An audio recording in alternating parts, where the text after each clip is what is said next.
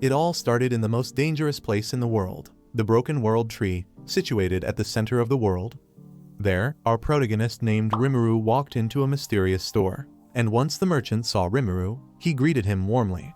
However, Rimuru quickly dismissed the formalities and told the man that he wasn't there for ordinary goods, but had come to purchase what was hidden at the back of his store.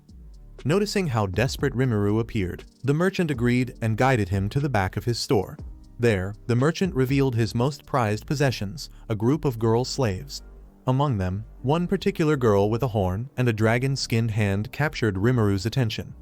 Wasting no time, Rimuru immediately said he would purchase her.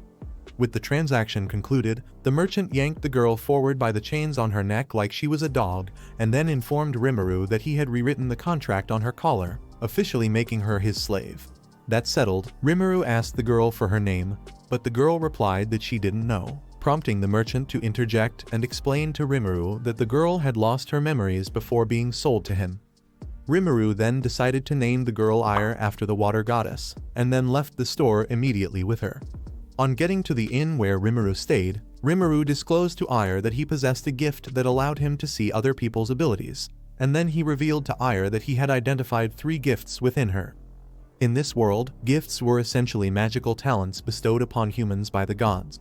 So, when Rimuru told Ire that he saw in her the gifts of dimensional storage, acrobatics, and mana bestowal, Ire interrupted, admitting that she only knew of her dimensional storage since she couldn't recall anything from her life before enslavement. Additionally, Ire sadly confessed that she had once been a normal human before becoming the monster she was now. Rimuru then asked if she had anything stashed in her dimensional storage, to which Ire answered that she couldn't remember storing anything but could sense the last item placed there. Ire pulled out a pile of junk from her dimensional storage and then described them as old items brimming with mana. But upon seeing the items, Rimuru was surprised that Ire didn't recognize just how valuable they were. Putting that aside, Rimuru explained to Ire that he had no fighting skills and then revealed that her job would be to fight in his place as his bodyguard. So very early the next day, Rimuru and Ire set out for the market. On the way, Ire asked to know why Rimuru even needed a bodyguard like he was some drug lord. Rimuru then explained that his mission was to travel to the dangerous city of Raum to enroll in the Magic Academy. Suddenly, while they talked, 3 ugly thugs ambushed them, demanding all their cash. Immediately one of the hoodlums noticed Ire was a slave girl. He insisted they have some deep fun with her.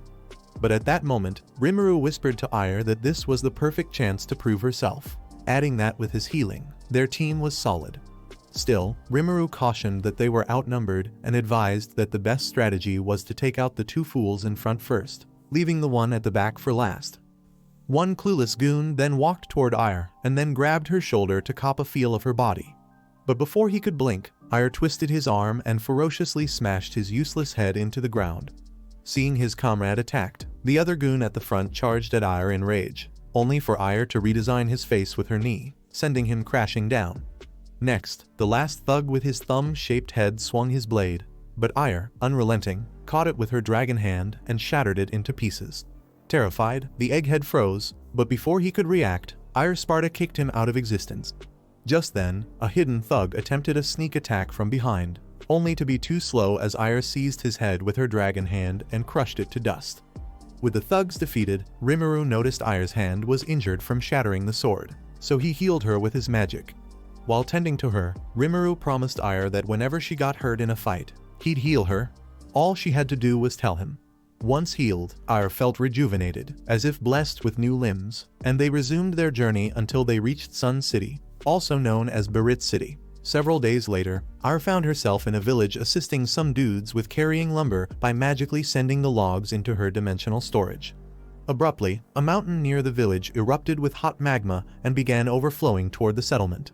However, upon witnessing this, Ire decided to play the heroine by attempting to store the molten lava in her dimensional storage. Yet, just as she raised her hands, the sheer force of the magma overwhelmed her. At that precise moment, Ire, lying in an inn, jolted awake and realized it had all been a nightmare. Also, she glanced over and saw Rimuru already up, dressed, and looking fresher than a mint leaf. Noticing she was awake, Rimuru told her to get dressed and reminded her it was checkout time. However, as Rimuru watched, He saw Aya putting on her ragged slave clothes and, realizing Aya needed a wardrobe upgrade, dragged her to the nearest clothing store like a proud sugar daddy. Upon arriving at the clothing store, the merchant encouraged Aya to go wild, pick any outfit she liked, and change into the preferred clothes in the changing room. While standing unclad in the changing room and gazing at the mirror, Aya found herself in disbelief that, for the first time, a master was willing to provide her with fresh clothes.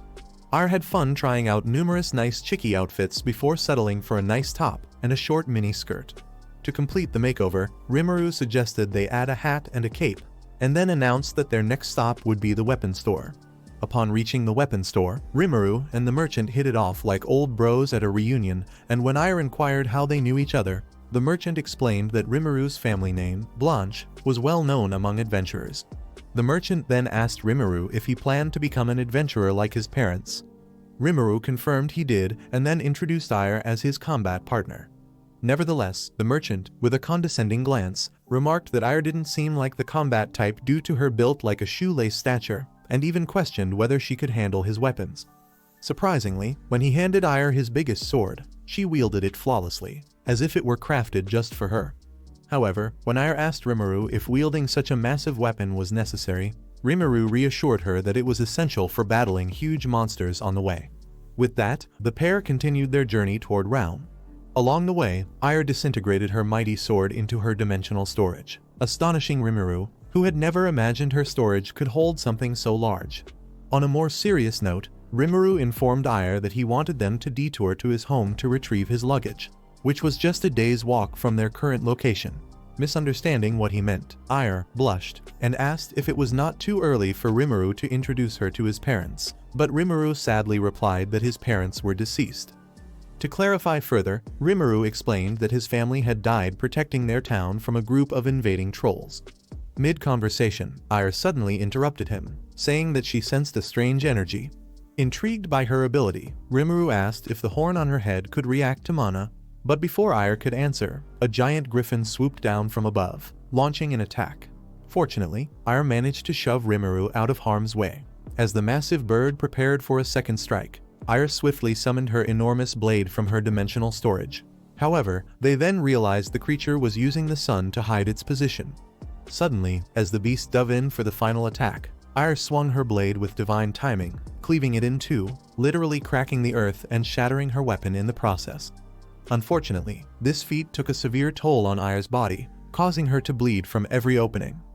As she collapsed unconscious, Rimuru rushed to her side and, placing his hand on her, cast a powerful healing spell to restore her. Moments later, Aya finally regained consciousness only to find Rimuru's cultured hand resting comfortably on her flat chest bubbles. But before she could react, Rimuru quickly explained that physical contact was necessary for his rookie healing magic. When Aya asked what the heck had happened, Rimuru clarified that her human side couldn't withstand the beast's violent power. Still in recovery, Aya decided to rest for a while, and as she recuperated, Rimuru remembered her horn could detect mana, decided to test if his healing mana could channel through it. To try it out, Rimuru grabbed hold of Aya's horns and began to channel his mana into it. But when he noticed Aya didn't react in any way, Rimuru decided to crank it up, and suddenly Aya started to scream happy noises. She begged him to go deeper with the mana, and Rimuru in confusion instantly pulled his hand back like he had just touched a cursed artifact. After the awkward silence faded into twilight, Rimuru helped Aya to her feet, and they resumed their journey to his home. Soon, they finally arrived at Rimuru's hometown, where an attack from trolls about a year ago had destroyed the entire town. Hours later, Aya, who had initially collapsed just as they reached the town, woke up suddenly and realized she was in Rimuru's family home. She quietly tiptoed downstairs only to find the living room filled with a bunch of baggage littered on the ground. When she asked Rimuru what they were, Rimuru informed her that they were tools and potions he wanted her to store in her dimensional storage. Intrigued, Aya demanded to know what the tools were used for, to which Rimuru explained that they were high-class products allowing anyone to cast spells by channeling mana through them. However, before he could even finish his lecture, Aya grabbed one and accidentally nuked the roof with it, which greatly angered Rimuru. Meanwhile, just as Rimuru was scolding Aya for her reckless behavior and for destroying his home, a man with a goatee walked in and, upon seeing Aya pinned down by Rimuru, immediately assumed they were having a nice time. Sternly, the man began scolding them, advising that they were too young to clap. Confused, when Aya demanded to know who the guy was, Rimuru revealed that his name was Barnes, a former adventurer and blacksmith who was also his father's best friend. Observantly, Barnes took one glance at Aya and clocked she was a slave, since the only reason Rimuru needed a slave was as a bodyguard for his journey to Realm. Rimuru confirmed she was indeed his bodyguard, and then told Barnes they would need a weapon for her since her giant sword had broken during the battle with the griffin. Carefully examining the broken sword, Barnes commented that the metal couldn't withstand the power of Aya's dragon hand, which caused it to shatter. To assist, Barnes suggested they head to his workshop, promising to do all he could to find a weapon better suited for Aya's strong dragon hand. Yet, upon arriving at the workshop, Aya tried wielding numerous weapons, but every weapon she touched she ended up shattering them to pieces with her overwhelming strength, shocking Barnes and Rimuru as they watched. Thoughtfully, Barnes remembered he had just the perfect weapon to handle Aya's power. With that, he strutted deeper into his workshop and came back flexing a sword so massive it made the previous ones look like butter knives. Barnes then stabbed the giant sword into the ground, and as Aya picked up the blade capable of dividing even the firmament of heaven, she remarked on how light it felt. Barnes clarified that the blade was equipped with a weight enhancement, and, though it seemed heavy, the sword chose its owner. Encouragingly, Barnes told Aya to give it a test swing, and when she did, the mere force cracked the walls and split the ground. However, just after the swing, Aya felt intense pain in her hand, and upon noticing Aya clutching her hand in agony, Barnes pointed out that her body seemed to struggle with her immense power. To help Aya stop accidentally harming herself every time she uses her power, Barnes offered to teach her some basic techniques. Barnes assured Aya that if she learned how to hold back her powers properly, then using her powers would hurt less. To illustrate, Barnes showed her the essentials using a practice dummy and a plain sword. As he swung at the dummy, Barnes told Aya that with the right stance, ideal speed, and precise angle, she could wield her power effectively.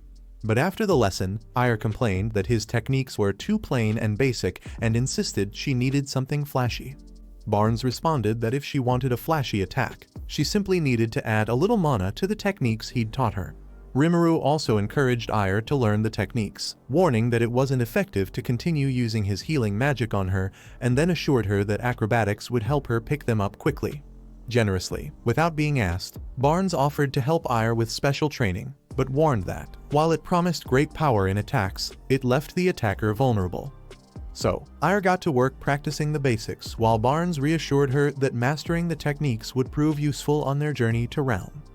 Once the training was over, Rimuru demanded to know how much the sword Barnes had given Aya cost, but Barnes snapped, yelling that if he wanted a sword for sale he could visit eBay, but his blade wasn't for sale. Firmly, Barnes clarified that both the sword and the techniques were sacred family treasures passed down from his knightly ancestors, forged for protecting the people they loved, not for flipping a profit. Emphatically, Barnes declared he'd never sell his treasured sword to anyone, and then informed Rimuru and Aya that he was only lending it to them.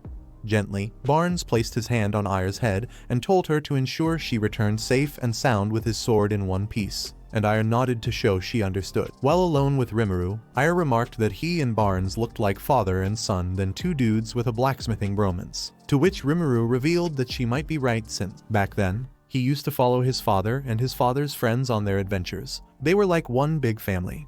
Not long after leaving Barnes' workshop, they ran into a black-haired man named Kyan and another man standing right beside him.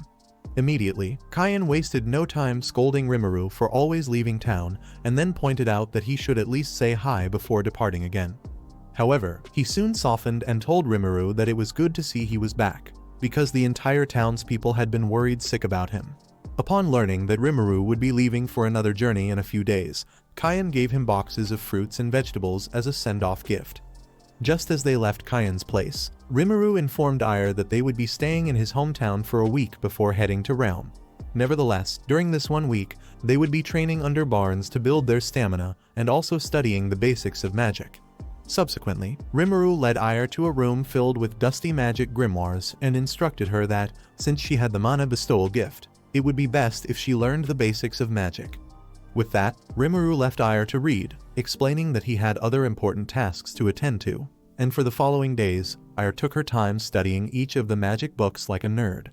Whenever she needed explanations for things she didn't understand, she looked for Rimuru but found him fraternizing with the townspeople and decided to leave quietly.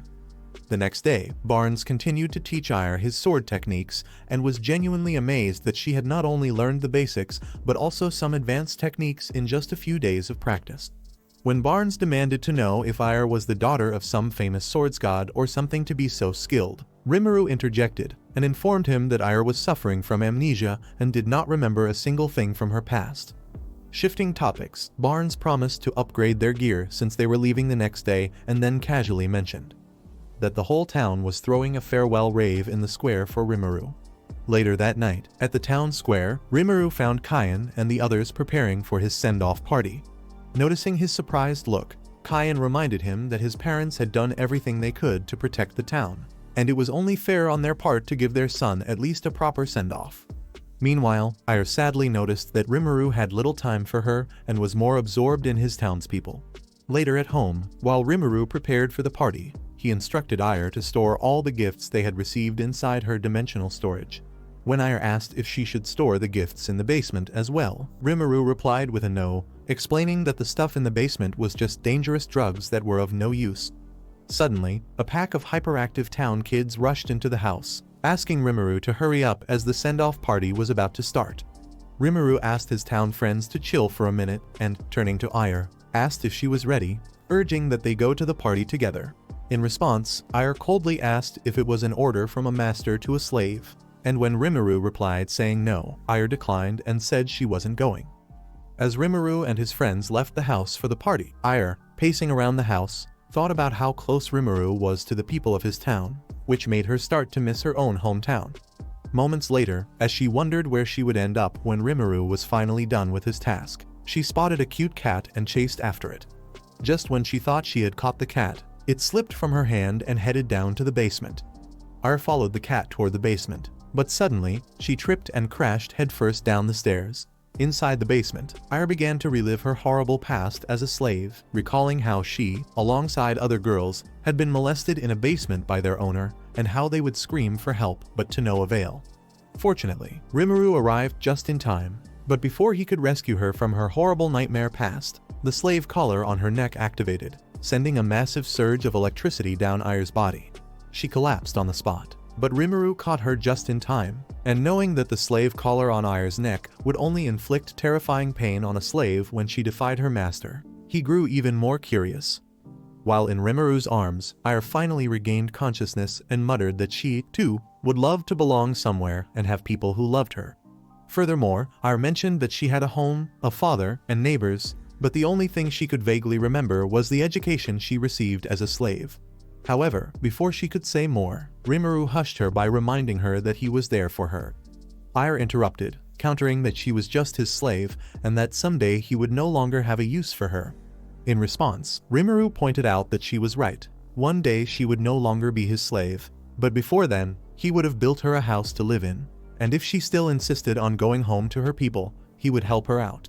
Stretching his hand to help her up, Rimuru promised that until then, he would never leave or abandon her, and then urged Ire to trust him and stay by his side. Just as Rimuru helped her up, Ire asked why he wasn't at the party, and Rimuru casually said he came back with food, because he knew her appetite was more dangerous than any monster. Additionally, Rimuru asked Ire to accompany him to the party if the food wasn't enough for her, and she excitedly agreed. The following morning, before they commenced their journey, Barnes provided body armor for them, one armor plate for Rimuru and a chest piece for Ire. Following that, Rimuru and Ire got dressed, bid farewell to Barnes, and set off on their journey to Raum. While on their way to Raum, Rimuru suggested they take a detour to a spot with a breathtaking view, to which Ire agreed, though she pointed out that they needed to have lunch there since she was dying of hunger. As they made their way to the spot, they unexpectedly bumped into a merchant accompanied by some adventurers hired to protect him. Rimuru instantly clocked the merchant as the same dude who'd been handing out food at his send-off party the previous night. Meanwhile, the sweet-looking female adventurers guarding the merchant recalled seeing Rimuru at the party and warmly invited him to join them for lunch. Rimuru was about to politely decline like a gentleman, but the moment he heard the chicks were adventurers, he agreed to join them since he planned on becoming an adventurer himself. As the group settled in for lunch, the girls clocked that Ire was a slave, but instead of pity, they started throwing side eyes full of envy because Rimuru was treating Ire better than you treat your actual girlfriend. Just then, one weak adventurer among them struggled to open the lid of a jam jar, only to be cautioned by the female adventurer that it was a magical tool requiring mana to unlock. Since the man couldn't manage it, Ire innocently offered to assist. But when she channeled her mana into the jar, it shattered in her hand, splattering its contents all over her. The female adventurers immediately scolded Ire for using too much mana, yet in her defense, Ire retorted that she could have opened it properly if the container hadn't been so flimsy instead of sturdy. Shortly thereafter, Rimuru accompanied Ire to the river to wash off the sticky mess clinging to her body caused by the broken jam. But while they were cleaning up, a deafening explosion occurred from the direction of the merchant, jolting them to attention. Meanwhile, chaos erupted as some lowlife thugs had ambushed the merchant group, overpowering most of the adventurers. Even the female adventurers weren't spared, for a brutish, bald-headed thug gripped Amy, one of the adventurers, by the neck, threatening to go nasty with her before discarding her lifeless body like weak old leftovers.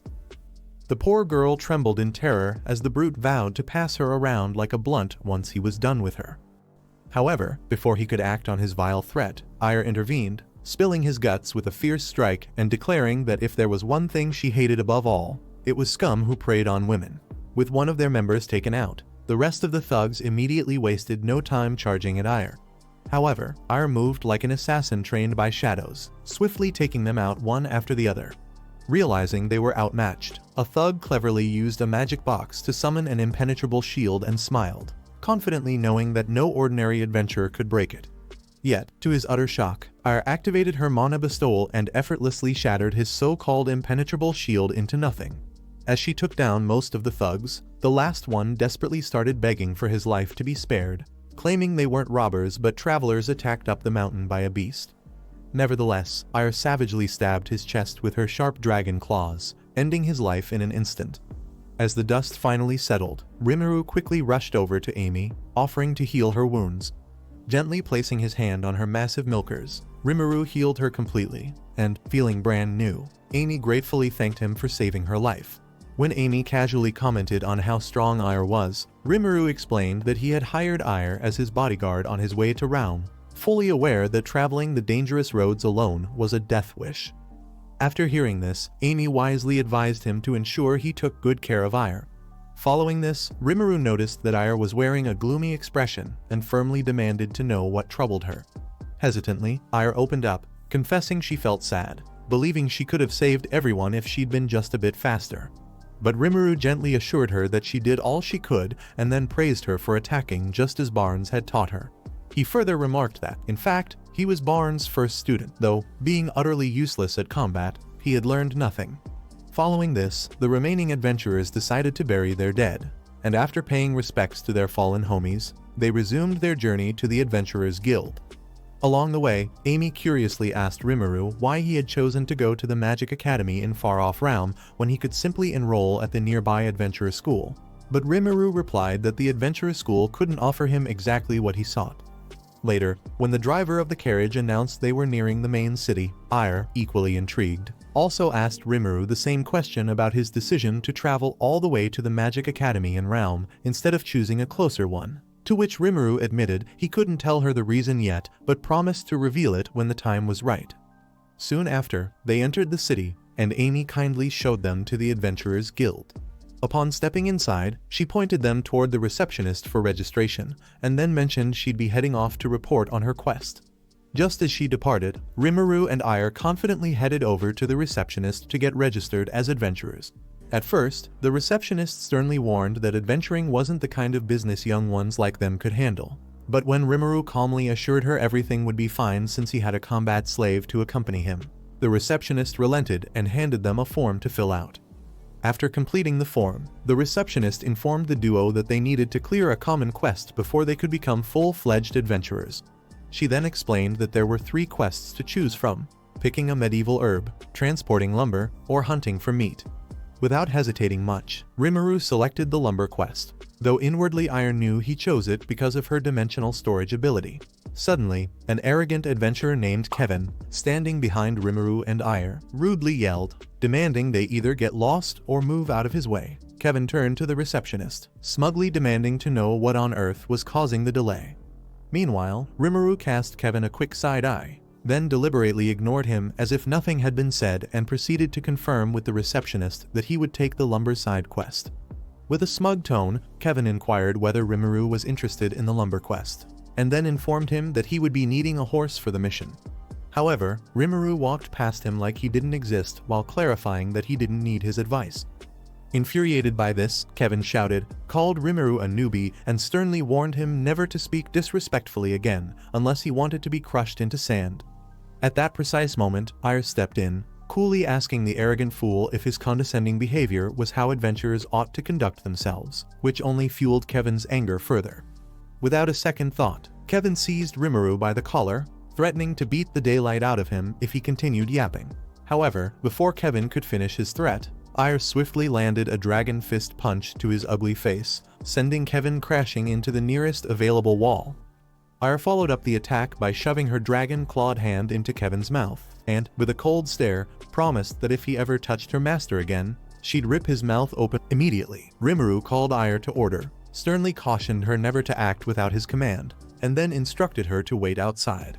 The receptionist, who had silently observed the entire scene, explained to Rimuru that Kevin's arrogance began after he defeated a goblin, and ever since, he had been prideful. While Ire waited outside for Rimuru, Amy approached her, casually asking if they had booked an inn for the night. When Ire replied that they hadn't, Amy shared that her party had received 2 rooms from the guild and kindly offered one to Ire and Rimuru. Amy asked if they would prefer the twin or double bedroom, and as Ire pondered her response, the scene shifted hours later to the room, where Rimuru grumbled bitterly that Ire had picked the twin bed over the double. When Ire explained that she chose the twin bed because it was more economical, since Amy had mentioned adventurers' bodyguards don't earn much, Rimuru failed to listen to her explanation and decided to sleep in the bathroom instead. The following morning, Rimuru woke up looking like a mess. When Ire asked if the reason he looked that way was because he had refused to sleep with her on the bed, Rimuru responded coldly that she was to blame. Hearing this, Ire began to wonder if the reason Rimuru had been avoiding to have fun with her was simply because he preferred Amy's busty pillows instead of her chopping board chest. She had always assumed young guys would smash anyone as long as they had, even if it was just a pimple on the chest, but since Rimuru avoided entering her hole, Ire concluded that her dragon traits must disgust him. Frustrated, Ire demanded to know if she was truly useful to Rimuru, to which Rimuru gently assured her that there was no one better suited for him than her.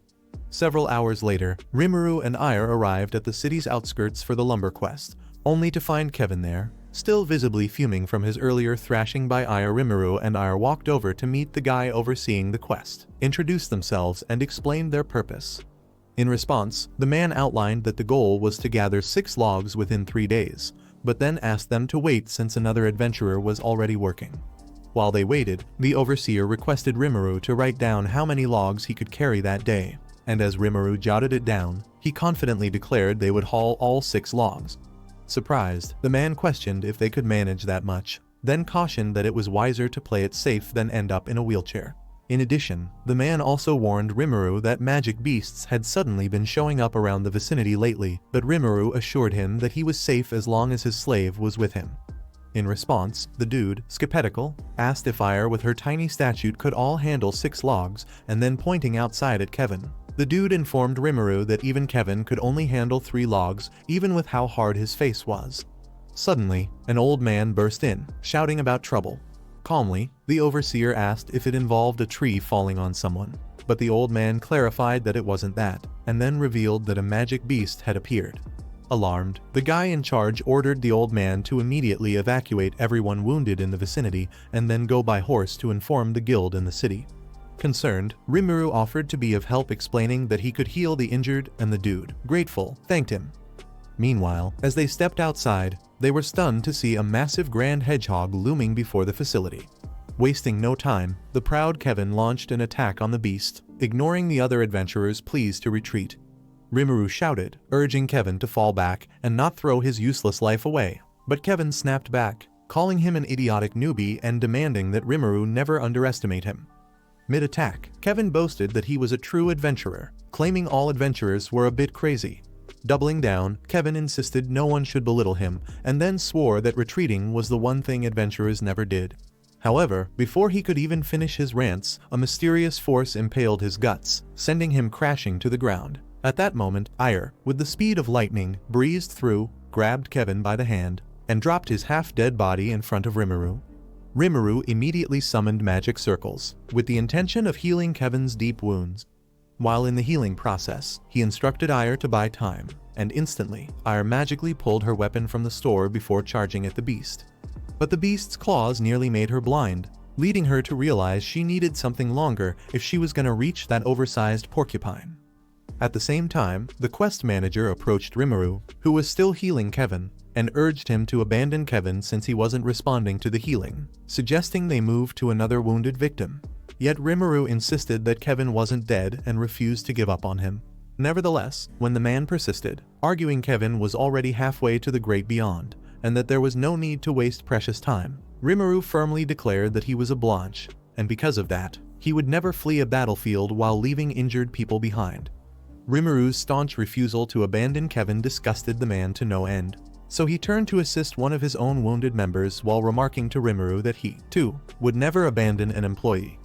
Before departing, though, the man pointed out that a mage from town would arrive any moment and then pleaded with Rimuru to temporarily give up on Kevin to tend to the other wounded victims. But Rimuru countered, insisting he needed more time. Back to the fight. After realizing her reach was too short, Ire picked up a heavy log of wood like a baseball bat to extend her range. She launched an attack and eventually struck the beast on its massive cranium, though this only provoked the monster further. The beast retaliated, immediately blasting Ire to the ground. As Ire lay sprawled on the ground knocked out cold, the sudden attack triggered a flashback from her past.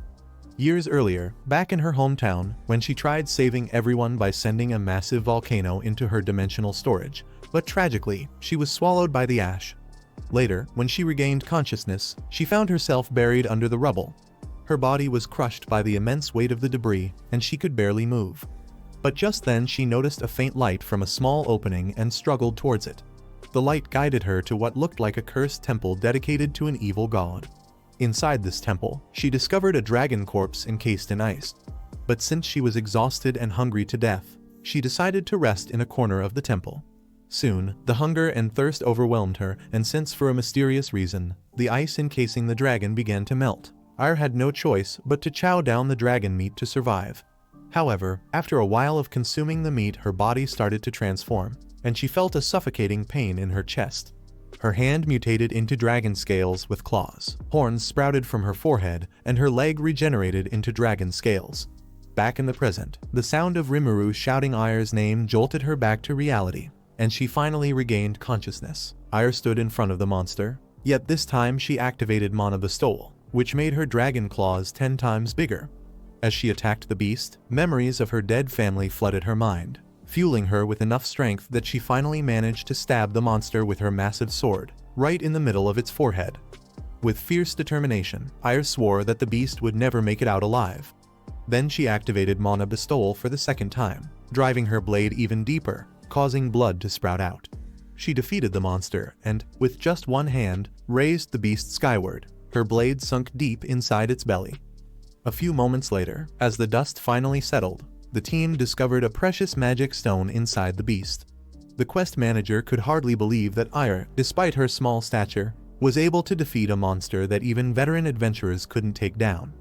Equally, he was impressed with the magic stones they found and pointed out that the guild would pay Rimuru handsomely for it. However, Rimuru was more concerned about the safety of his slave girl, and was stressed by the attention she would gather after defeating such a massive monster. Meanwhile, the quest manager reminded him that it might be impossible to cover up what just happened and pretend it didn't, considering the sea of blood on the scene and the huge magic stone they just found, which only frustrated Rimuru further. While pondering what to do, Rimuru glanced to the side and noticed Kevin's unconscious body lying on the ground.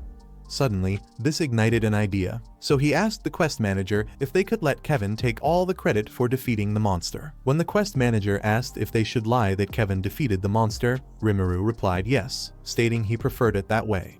Confidently, Rimuru elaborated on the lie, narrating that they would say Kevin and the beast were engaged in a fierce battle to the death, and after defeating the monster, Kevin sustained a massive injury to the head that gave him amnesia, leaving him unable to remember all that happened. Thoughtfully, the quest manager considered Rimuru's idea, rubbed the back of his head, and concluded it made sense.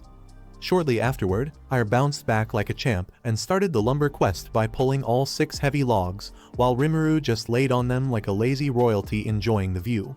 During the activity, Ire revealed to Rimuru that, amid her fight with the beast, she remembered something from her past. Quietly, she elaborated that she used to live with her family at the foot of a huge volcano, but while trying to save them from an eruption, she got swallowed up by a massive blast. Before she knew it, she found herself in an unfamiliar temple. Furthermore, Ire narrated how she ate the dragon she found there and then transformed. When Rimuru inquired what happened next, Ire revealed that after she mutated, she felt an immense power surge from within her. Moments later, she explained how she roamed around the temple and stumbled upon a mysterious site that looked like a treasure vault, but found nobody there. However, Ire added that she put all the treasures she discovered into her dimensional storage and soon found an exit out of the temple, which she followed to leave. Yet when she made it outside, she encountered a guy who was initially excited to find a survivor. But the man was terrified to death when he saw her wings and dragon-scaled limbs, and concluded she was a demon. Ire tried explaining to the guy that she wasn't a demon, but the confused idiot slapped her face so hard like they were power slap opponents. Ire explained that she blacked out after the slap, and when she finally regained consciousness, she found herself imprisoned by a slave company. She couldn't even resist because of the slave collar around her neck and soon discovered that some kind of drugs had been used to muddle their memories. Back in the present, when Rimuru asked if that was all she could remember, Ire replied with a yes. Rimuru then asked if she remembered the name of her village or anything before the eruption, to which Ire simply responded that she didn't recall any of those things. But before Rimuru could inquire whether the rare items they had initially found in her storage came from the temple, someone shouted their names from a distance. It turned out to be Amy, who approached them and asked if they were safe. Amy explained that they were worried when they heard they had been suddenly attacked by a hedgehog, and then asked Rimuru again if they were certain they were all right. In response, Rimuru assured her they were fine, but even though no one asked, Rimuru anxiously pointed out that someone else had clapped the beast, not them. Nervously, Rimuru further elaborated that they only assisted with the healing of the wounded people. After hearing what he had to say, Amy suggested they follow her to her inn so they could rest and recover in time. But when Rimuru reminded her that they were yet to complete the test, Amy clarified that the mission wasn't exactly a test, but rather a ploy to push odd jobs onto newcomers. A few hours later, they arrived at Amy's inn, where she gave Rimuru medicine to aid his recovery. While Rimuru was knocked out on the bed, Amy informed Ire that she would be heading back to the guild and would see them the following day. Ire thanked her for her help, and just as Amy left, Ire decided to take a nap with Rimuru. She removed her armor and dove right into the bed beside him. Suddenly, Rimuru woke up to find her sleeping next to him. Shocked, he shouted, demanding to know why she was so close to him and so exposed, to which Ire explained that she just wanted to make him feel better. The next day at the Adventurers Guild, the receptionist announced the good news that they had passed the test and were now officially adventurers. She then asked if they were willing to take their first request as adventurers and recommended a quest involving carrying lumber. However, Amy, who suddenly appeared out of nowhere, suggested that since she and her party were taking a quest to the city of Realm, Rimuru and Ire could join them on the journey together. The quest involved guarding a merchant, and when the team reached the location, they realized it was the same merchant Ire had saved from hoodlums. Surprisingly, they also noticed Kevin among the adventurers tasked with bodyguarding the merchant.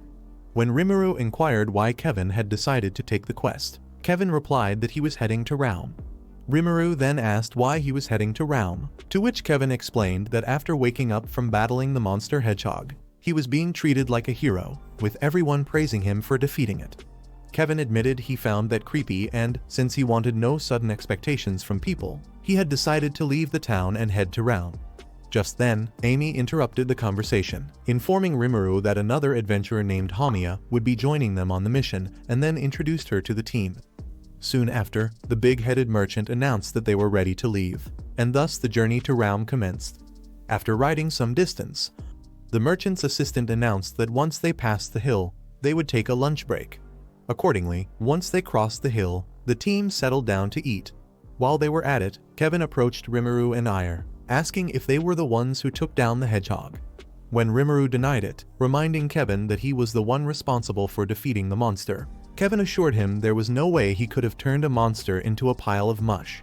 Seeing no way out of it, Rimuru admitted they were the ones, and for the first time, Kevin swallowed his bitter pride and thanked him. This led Rimuru to reason that the guy might not be as bad as they had thought. Shortly afterward, the journey resumed, and inside the carriage, Rimuru asked Kevin what had happened to his slave. Kevin replied that he had chased the useless guy away, but Amy immediately chimed in, asking him not to phrase it in such a misunderstandable way. To clarify, Amy explained to Rimuru that Kevin had given his entire reward to his slave and set him free. Amy then pointed out that, despite being proud, Kevin was quite an honorable person. Hearing this made Rimuru feel somewhat guilty, so he apologized to Ire for not being able to set her free just yet, to which Ire replied that she didn't mind at all. At that moment, the Mario Brothers-looking merchant announced to the team that they had finally arrived at Realm. The team stood to confirm, and as they looked, they realized they had reached the hilly city of Realm. Ire then turned to Rimuru, pointing out that they had finally made it to Realm, to which Rimuru responded with a silent yes. However, to Rimuru, Realm was merely a stop on his journey, for his actual goal lay even further ahead.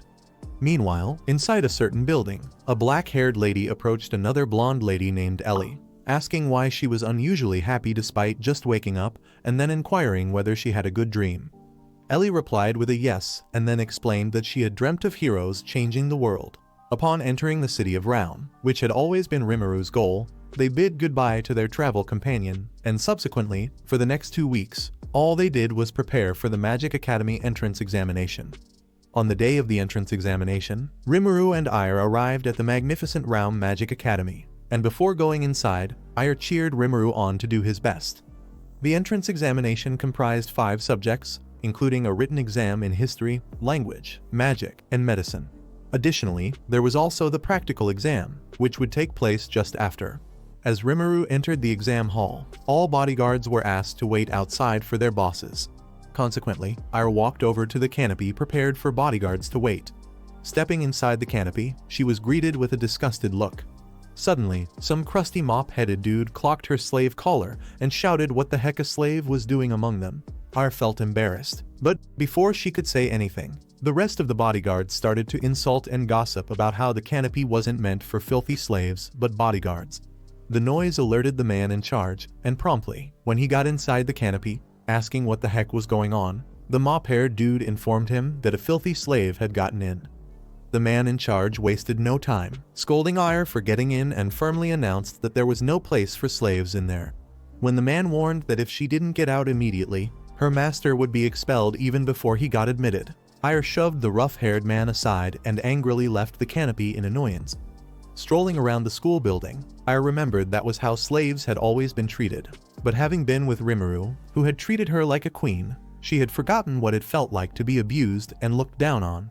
To pass time while waiting for Rimuru, Ire whipped out her sword and started slicing the air with elegance, and at that moment, someone watching her practice started to clap for her. It turned out to be Ellie standing on the balcony, who, completely mesmerized by the sword practice she watched, asked Ire who she was. Ire introduced herself as the bodyguard to one of the students taking the entrance exam, but Ellie couldn't hear her well from upstairs and told Ire to chill while she joined her on the ground. Ellie decided to descend like Tarzan climbing the window and then used a tree branch as a means of getting down, but unfortunately, the branch wasn't strong enough, so it broke, and she fell. But Ire was luckily right there to catch her just in time before she plastered herself to the ground. Afterward, Ellie introduced herself to Ire as a first-year student and part of the library committee and gratefully thanked Ire for saving her life. However, just then, Ellie noticed that Ire was a slave but still complimented Ire on how good-looking she was. When Ellie mentioned that Ire's master must really take good care of her because of how good she was, Ire responded, telling her that her master was a really kind person. Touched, Ellie remarked that since her master was a kind person, it would be nice if he got accepted into the academy, causing Ire to wonder how Rimuru must be doing in the exam. Meanwhile, inside the school, it was time for the practical exams. The exam instructor announced that for the exam, the aim would be to shoot the withered piece of the world tree with whatever spell the candidate was comfortable using. Furthermore, the examiner pointed out that the practical exam would be in groups. The practical exam started, and the first group of students wasted no time unleashing fiery blasts at the world tree. One particular student summoned multiple magic circles that rained a powerful surge of electricity on the tree. Watching the first set of students show their magical prowess, Rimuru was greatly impressed. Next, Group C was called in, and this was Rimuru's exact group. Rimuru walked straight to the world tree, and as he placed his hand on it, magical circles appeared. This caused the other set of students to laugh and mock him. One student laughed at the fact that Rimuru had to make contact before using healing magic, since everyone knew that healing magic was basically useless if it couldn't be used at a distance. Soon after, Ire, who had been waiting outside the school gate, noticed Rimuru strolling out wearing a sad expression and asked him how the exam went. But Rimuru ignored her question and simply replied that they were leaving. Upon getting to the inn that day, Rimuru informed Ire that he passed the written exam but failed the practicals. Nevertheless, he would be resuming school the following week. Ire congratulated him, but as she moved toward him, Rimuru also informed her that he would be setting her free from slavery. This came as a shock to Ire, and as she asked why he would want to do that, Rimuru reminded her that when he initially bought her as a slave, he had told her that her job was to get him safely to Realm, which she had done. Now, she had no reason to continue being his slave and was free to go. But Ire, moved with emotion, bear hugged Rimuru and begged him not to release her. She grabbed tightly to his scrawny body, nearly crushing his skeleton to stardust, but quickly apologized when she realized Rimuru was clutching his hand in pain. As Rimuru healed his broken hand, he reminded Ire that he had earlier promised to tell her why he desperately needed to enroll in Realm Magic Academy and asked if she was ready to hear. Ire replied, vowing to stay by his side forever, and then begged that he tell her the reason. Rimuru dramatically revealed that his goal was to develop a resurrection spell. To elaborate, Rimuru explained that the reason why he had instructed Ire earlier back in his home not to enter the basement was because he was preserving his parents' corpses down there. Rimuru further revealed that the Magic Academy in Realm housed the largest and oldest library in the world, which was very essential for him to conduct research in creating the resurrection spell. Moreover, Rimuru clarified that since the resurrection spell was a taboo in the country, just knowing about it could put a person's life in danger, which was why he didn't want Ire to be a part of it. Yet, Ire placed her hand on his palm and assured him that she would never leave his side, and Rimuru, touched by her genuine show of affection, thanked her. The next day, while walking the street, Ire asked Rimuru if he would be buying everything he would need for school, to which Rimuru replied with a yes, but informed her that to do so, they would need to reunite with Amy at the Adventurer Guild to find a quest to earn the cash he would need. When Ire asked why he couldn't just sell the items she got in her dimensional storage instead, Rimuru replied that the stuff in her storage was too valuable to be sold, so their only option would be to work by doing some quests. With that, Ire excitedly sprinted ahead, ready to make some money, but Rimuru warned her not to run ahead since she had no idea where the guild was. But Ire turned back and reminded him that she was no longer his slave and didn't have to follow his orders anymore. Hours later, the duo arrived at the capital city of Realm, where the Adventurer Guild was, and found Amy and Kevin already waiting, waving at them. On getting close to where Amy and Kevin were, Amy congratulated Rimuru on gaining admission into the academy, and Rimuru thanked her. Rimuru then asked Amy if she had found any good quests, to which she replied, and was about to say something that happened earlier about Kevin, but Kevin tried shutting her up. When Rimuru pressed to know what happened, Amy revealed that Kevin was earlier crying worse than a girl because the guild prohibited him from going on a quest alone. Feeling embarrassed, Kevin chimed in, explaining that it was because all the quests he could take involved facing dangerous monsters. Rimuru immediately interrupted him, asking if they could take the quest together since they should be good with Ire by their side. Ire, now doubled, replied, saying the quest should be easy peasy. This terrified the rest of the team, who wondered when the heck Ire became a twin. Stunned, the two Ires looked at each other and instantly started throwing hands at each other's faces violently. Trying to figure out which one of the Ires was a fake, Rimuru decided to use his gift to identify which one possessed the dimensional storage ability. Instantly, the moment Rimuru discovered the truth, he alerted Amy to the imposter, and Amy swiftly blasted the fake Ire with a water bullet. The water bullet peeled off part of the faker's face, revealing those demonic, dark, sinister eyes beneath the skin, leading Rimuru and Amy to conclude that the mastermind behind the doppelganger was employing transformation magic. With one part of the face ripped out, the evil doppelganger charged at Ire with a ferocious punch, but Ire blocked the punch with her dragon palm. Ire wasted no time activating Mana Bestowal and countered with a powerful attack of her own. Noticing that Ire was using mana bestowal as a boost, the doppelganger remarked that it was time to get serious and, shockingly, transformed into a monstrous dragon. Seeing this, everyone was shocked to the bones, and Ire immediately soared upward to confront the dragon, demanding to know what it wanted and why it was attacking them. Arrogantly, the dragon retorted that it was bold for a thief to ask such a question, and then demanded that Ire return what she had stolen from its vault. However, before Ire could respond, the dragon unleashed a powerful dragon breath upon her. Terrified, Rimuru shouted out of fear for Ire to watch out. Surprisingly, though, as the attack struck, Ire stored the dragon breath in her dimensional storage. The dragon was shocked and could not believe what just happened. Yet, before the dragon could prepare a second assault, Ire boldly declared she would return its breath and, from her dimensional storage, blasted the dragon with its own attack. Moments later, as the team gathered, they looked down, stunned to see that the defeated dragon had magically transformed into a girl. Curiously, Rimuru asked the girl who she was, and the underdeveloped Barbie introduced herself as Eeg, the demon dragon tasked with guarding the vault of the evil god. Eeg explained that Ire had stolen various items from the vault she protected, including a magic transmitter that guided her to the thief's location. Turning to Ire, Eeg clarified that the transmitter belonged to the god of destruction and insisted on its return. For emphasis, Eeg further revealed that the god of destruction had shattered the world tree during the Great War between gods and demons 500 years ago. Observing Ire staring at her like she knew absolutely nothing about what she was yapping about, Eeg inquired whether she wasn't the girl present at the volcano's base when it erupted. Silently, Ire refused to answer while Rimuru appeared troubled. Kevin, at that moment, interjected, asserting that Eeg was clearly exaggerating since Ire obviously possessed no treasures. Instantly, Rimuru recalled that he hadn't informed Kevin and Amy about Ire's dimensional storage ability, so he promptly revealed her gift to them. Nevertheless, seeing that no one believed her tale, Eeg grew frustrated and transformed back into a dragon, urging them to trust her.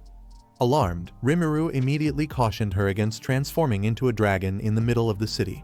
Still agitated, Eeg blasted the sky with her fire breath, but Rimuru sternly warned her against that as well. Just as Rimuru explained that the townspeople would freak out if they eventually saw a dragon in the sky, a random guy suddenly approached the team asking if they had seen a dragon in the sky, claiming he had seen the dragon with his 2 eyes. Kevin tried to silence the man to prevent others from hearing, but it was too late, for within seconds, a crowd gathered, demanding to see the dragon. Rimuru, knowing the publicity was not what he wanted at that moment in time, stepped forward and addressed the crowd, falsely claiming that Kevin was the dragon slayer who had defeated the beast.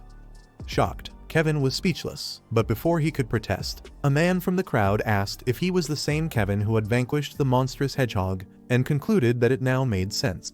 Kevin attempted to object, but Rimuru grabbed his shoulder and pulled him to a secluded spot.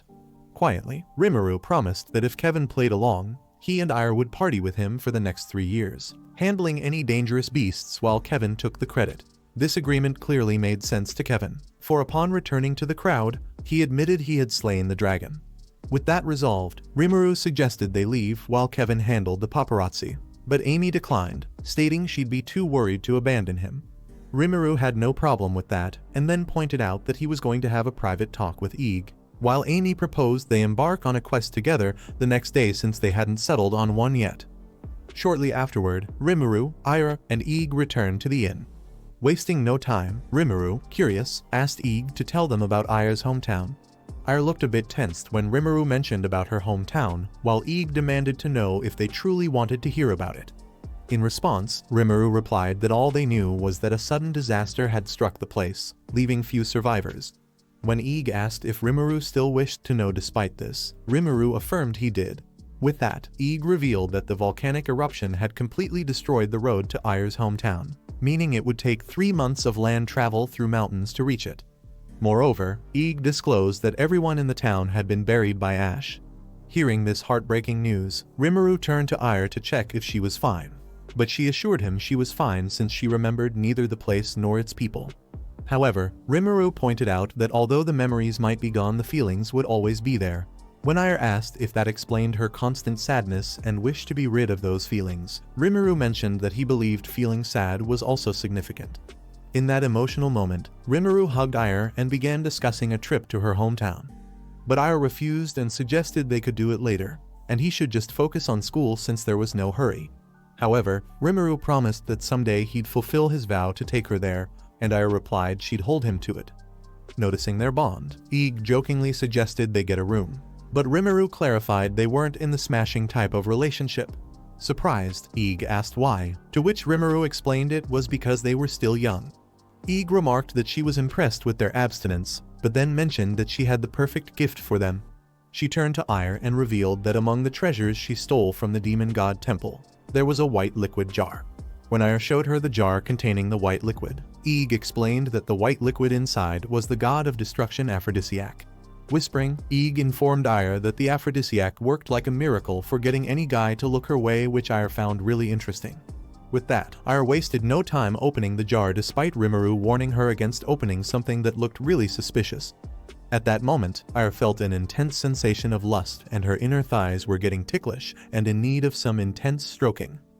Panicking, Rimuru turned to Ig asking if she could do something about the situation, to which Ig replied saying all she could do was stay and watch to ensure everyone was safe since the aphrodisiac was quite a dangerous drug. To calm Rimuru, Ig assured him that it wasn't a poison or hypnotism, just a drug that made the peach excited. But still, Rimuru shouted, asking why on earth such a drug would even be in a temple in the first place, and then decided to use healing magic to fix the problem. Rimuru clarified that since Ire's horn was sensitive to mana, he would just make her climax through her horn to calm her down. Rimuru started channeling mana into Ire's horn, causing her to scream worse than a chick getting piped by a BBC. Meanwhile, at the Realm Magic Academy faculty room, the director, Warak, and a fellow teacher discussed about the plans for the upcoming orientation. While going through the plans on the paper, Warak pointed out how the students that were ranked F class had the same scores as even those that were ranked A class, and thought it would be best to teach the F ranks their place in the school. The first day of school finally arrived. However, Rimuru appeared visibly worried.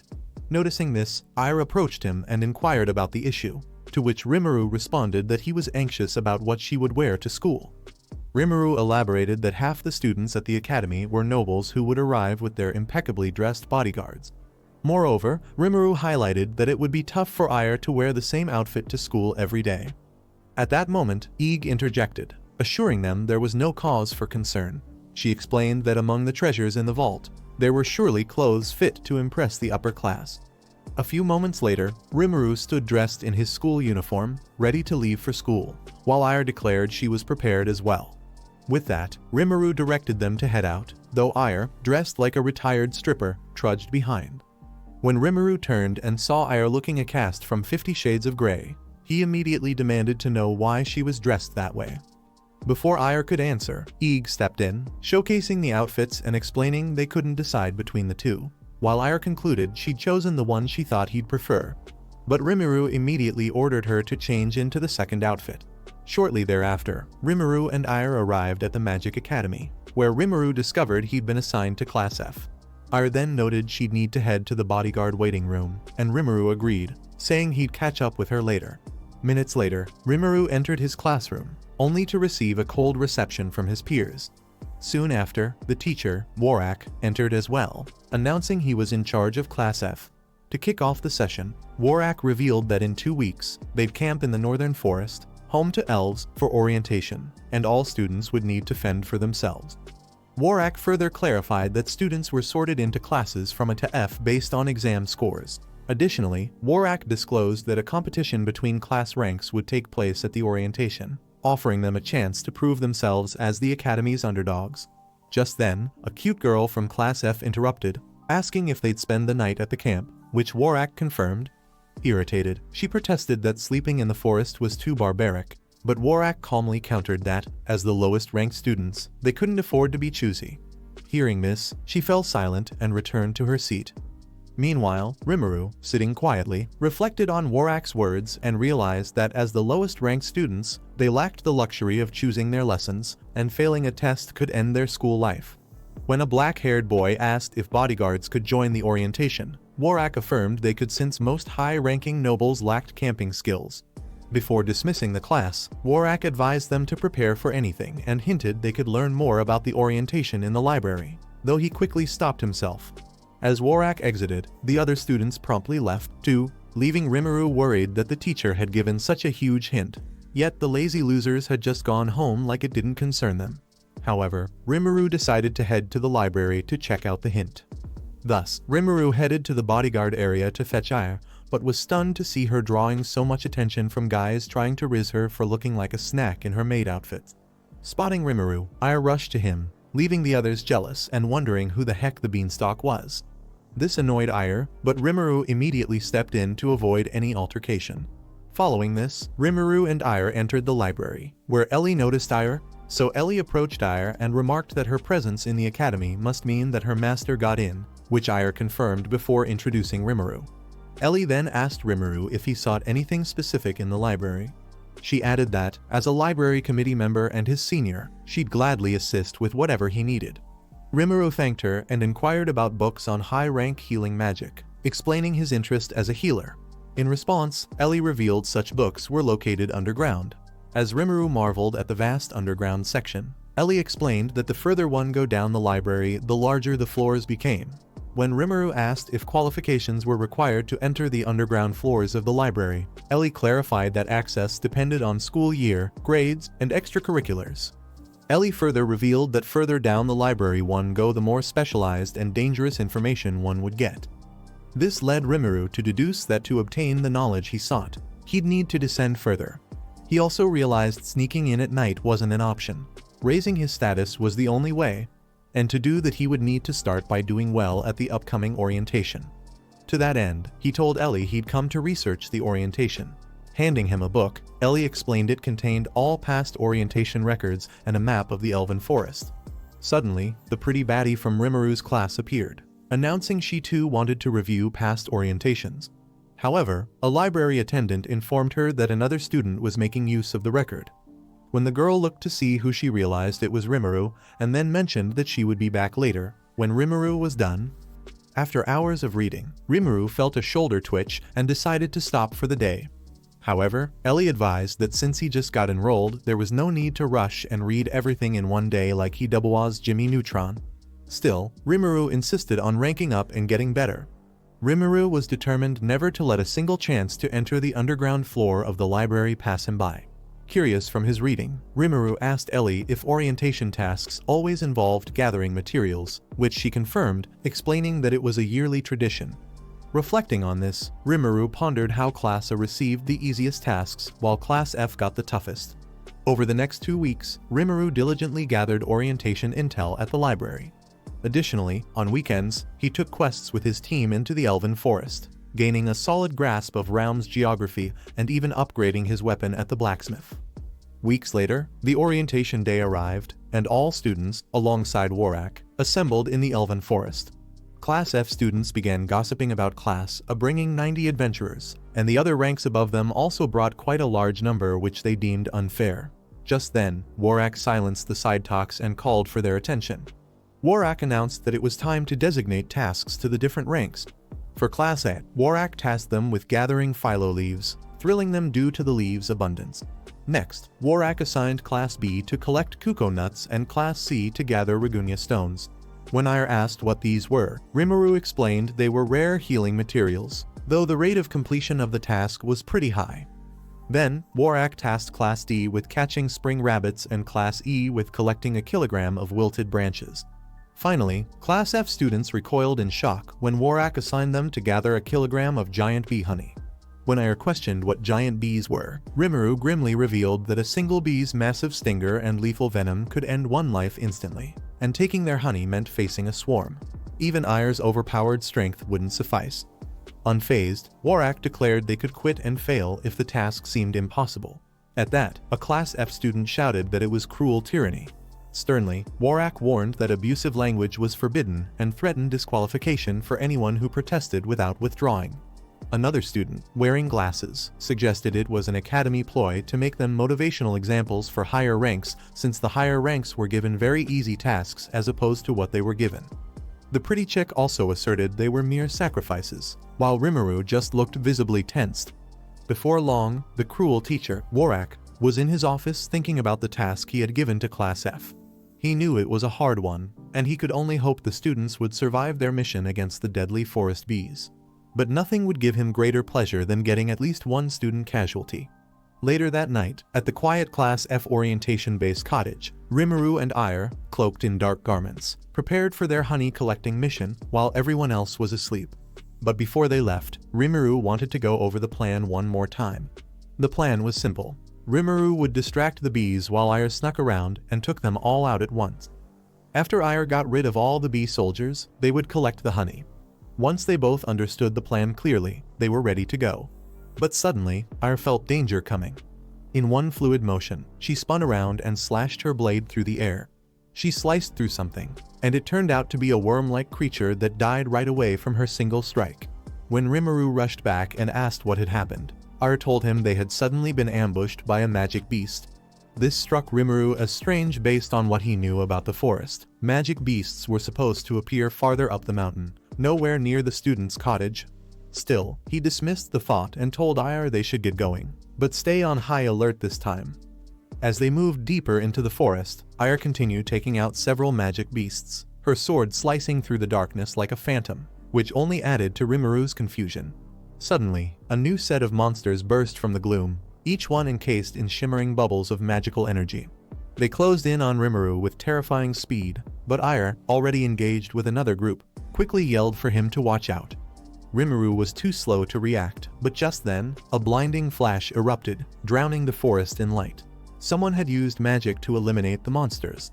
It turned out to be the pretty girl from Rimuru's class, who immediately scolded him for being a bit too careless. When Rimuru just stood there awkwardly, not recognizing her, the girl was visibly annoyed. She angrily introduced herself as Maria Velmart and reminded him that they were in the same class. Rimuru quickly apologized for not remembering her, blaming it on the fact that he'd been busy studying and working as an adventurer. But then, the name Velmart rang a bell. Rimuru recalled that the Velmarts were a powerful noble family known for offering many high-paying jobs at the guild. That aside, Rimuru asked Maria what she was doing out so late at night. Maria replied that, since giant bees have terrible vision in the dark, the best time to act was at night, so it should have been obvious why she was out. She further explained that, since the other students had no clue about this and were snoring their lives away at the cottage, she decided to take advantage of the situation and go without them holding her back. With that, Maria joined Rimuru and Ire, and the three of them continued deeper into the forest in search of the giant bees. Along the way, they were repeatedly attacked by monsters of various species. Ire cut down most of them with precision like an assassin. Maria blasted the rest with her magic, while Rimuru mostly just watched, impressed by the girl's abilities. With the threat cleared, Rimuru approached Maria and asked her a question. He wanted to know why, despite being from a powerful family, she was in Class F instead of a B or C. Without giving it much thought, Maria replied that she had always wanted to succeed on her own, using her own talent without relying on her family name or status. Rimuru understood her point, but there was no time for deeper conversation, so he insisted they continue with the mission now that the immediate threats were gone. But before they could take another step, Rimuru noticed something odd about the area. There was something strange going on with the monsters.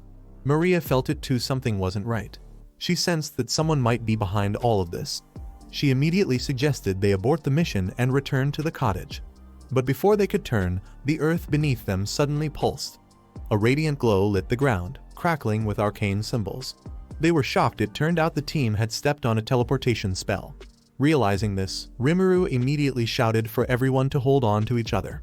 But before Ire could grab her master's hand, they all vanished into thin air. Rimuru and Maria found themselves in a swamp, with no sign of Ire anywhere nearby. Since they had no idea where they were, Maria suggested it would be best to stay put and wait until morning. But just then, Rimuru heard a buzzing sound and immediately told Maria to be quiet. He scanned the murky surroundings and noticed that they were surrounded by giant bees. Peeking from behind a tree, he figured that if so many bees were here, their nest had to be close by. But then another thought crossed his mind. Someone had to be responsible for that teleportation spell and for the sudden appearance of all these monsters. That could only mean one thing. Someone was plotting something. They were in serious danger. Rimuru turned to inform Maria of his plan to escape, but stopped in his tracks when he saw her injury. A sharp tree branch had stabbed her in the thigh, dangerously close to her mushy. It was a deep wound, and Rimuru quickly suggested healing it before it got infected. But Maria immediately warned him. If he used that blinding healing spell he'd shown back at the entrance exam, It would be like sending the bees an invitation. Rimuru told her there was another way, one that didn't emit as much light. However, it required him to touch the wound directly. Maria hesitated for a moment, but then nodded in agreement. So Rimuru carefully embraced her as he began the healing process.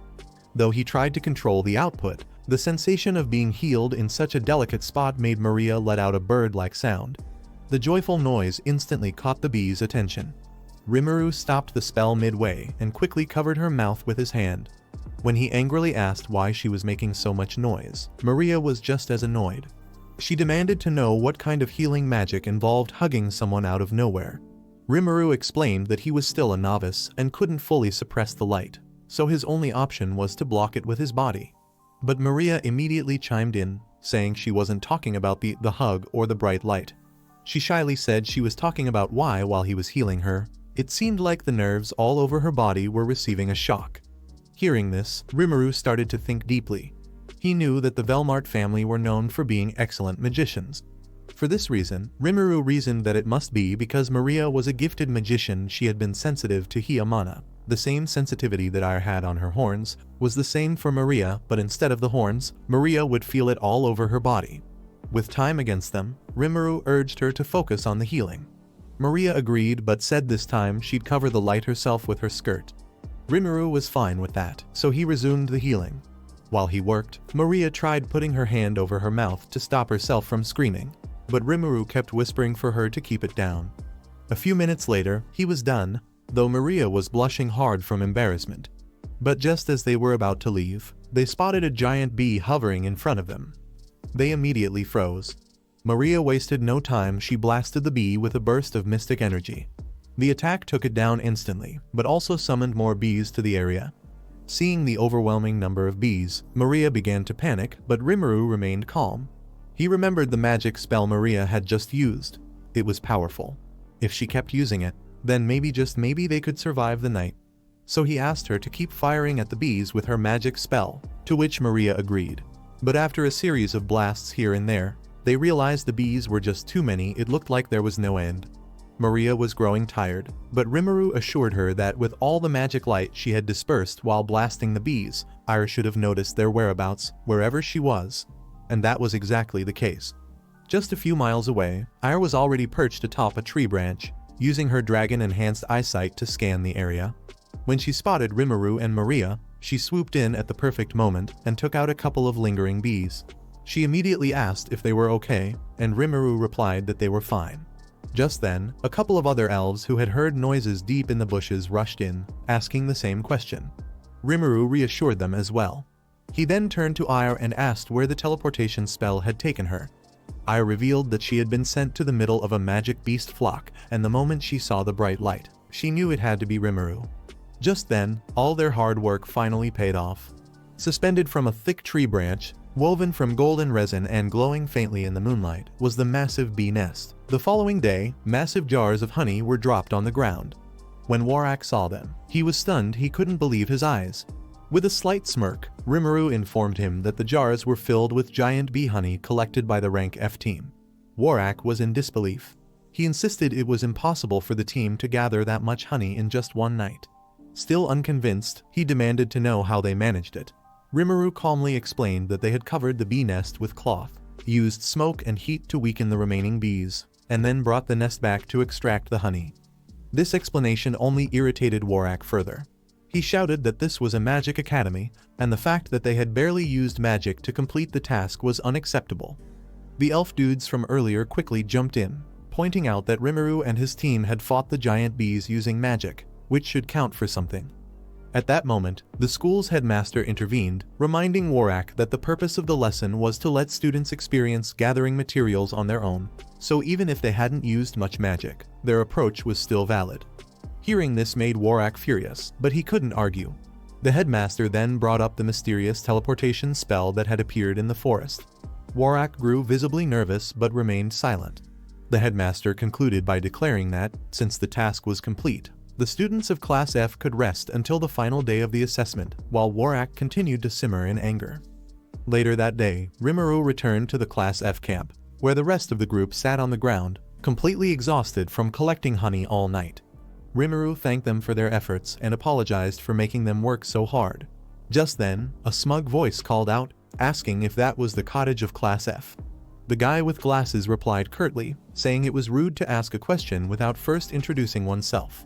The dude, clearly a spoiled brat, then introduced himself as Franz, heir to the duchy, but he immediately insulted the bespectacled student, calling him an ingrate and demanding respect.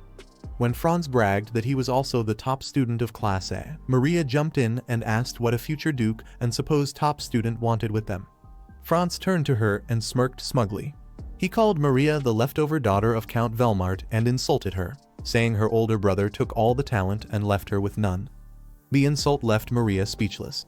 Franz said he had come because he heard that Class F, their inferior, had completed their task before Class A, so he wanted to know how they had pulled it off. Maria immediately assured him that no one was going to tell him anything. But before she could finish her sentence, Rimuru told Franz everything, without holding back, and then asked him to leave. But Franz moved closer to Rimuru and sneered that, as expected, Class F had used cheap tricks. That was a mistake. Just then, Ira stepped between them and placed her blade on Franz's neck, causing Franz to almost wet his pants. Ira coldly told him that she didn't care if he was a top student or a duke, she wouldn't mind sending him to the pearly gates for Rimuru's sake. Luckily, another girl named Sarah quickly interrupted and tried to make peace. She pulled Franz away and apologized to Class F for the trouble the proud idiot had caused. However, Rimuru told her not to worry about it. With that, Sarah asked them to have fun and then led Franz away. Watching them leave, Ira informed Rimuru and Maria that Sarah was the second best student of Class A. She added that Sarah was supposed to be number 1, but Franz had claimed the title thanks to his family's influence. Following this, the rest of the orientation went on peacefully. Days later, Ire trained her swordsmanship with Eeg. Eeg was one of the few who could keep up with Ire's overpowered ability. After sparring for hours and trying different sword techniques, there was no clear winner, but it was obvious Ire was exhausted from wielding her giant sword. Eeg noticed this and pointed out how tired she was. She told Ire that she wasn't really suited for a sword and advised her to fight in a way that took better advantage of her raw power. Eeg suggested that instead of a sword, Ire could use a pair of red axes from her dimensional storage. Ire thought about it and realized the suggestion made sense. So she activated her dimensional storage and pulled out a pair of giant axes known as Agnablade. These twin axes were forged from the wings of the demon god of fire and were even enchanted to spew flames.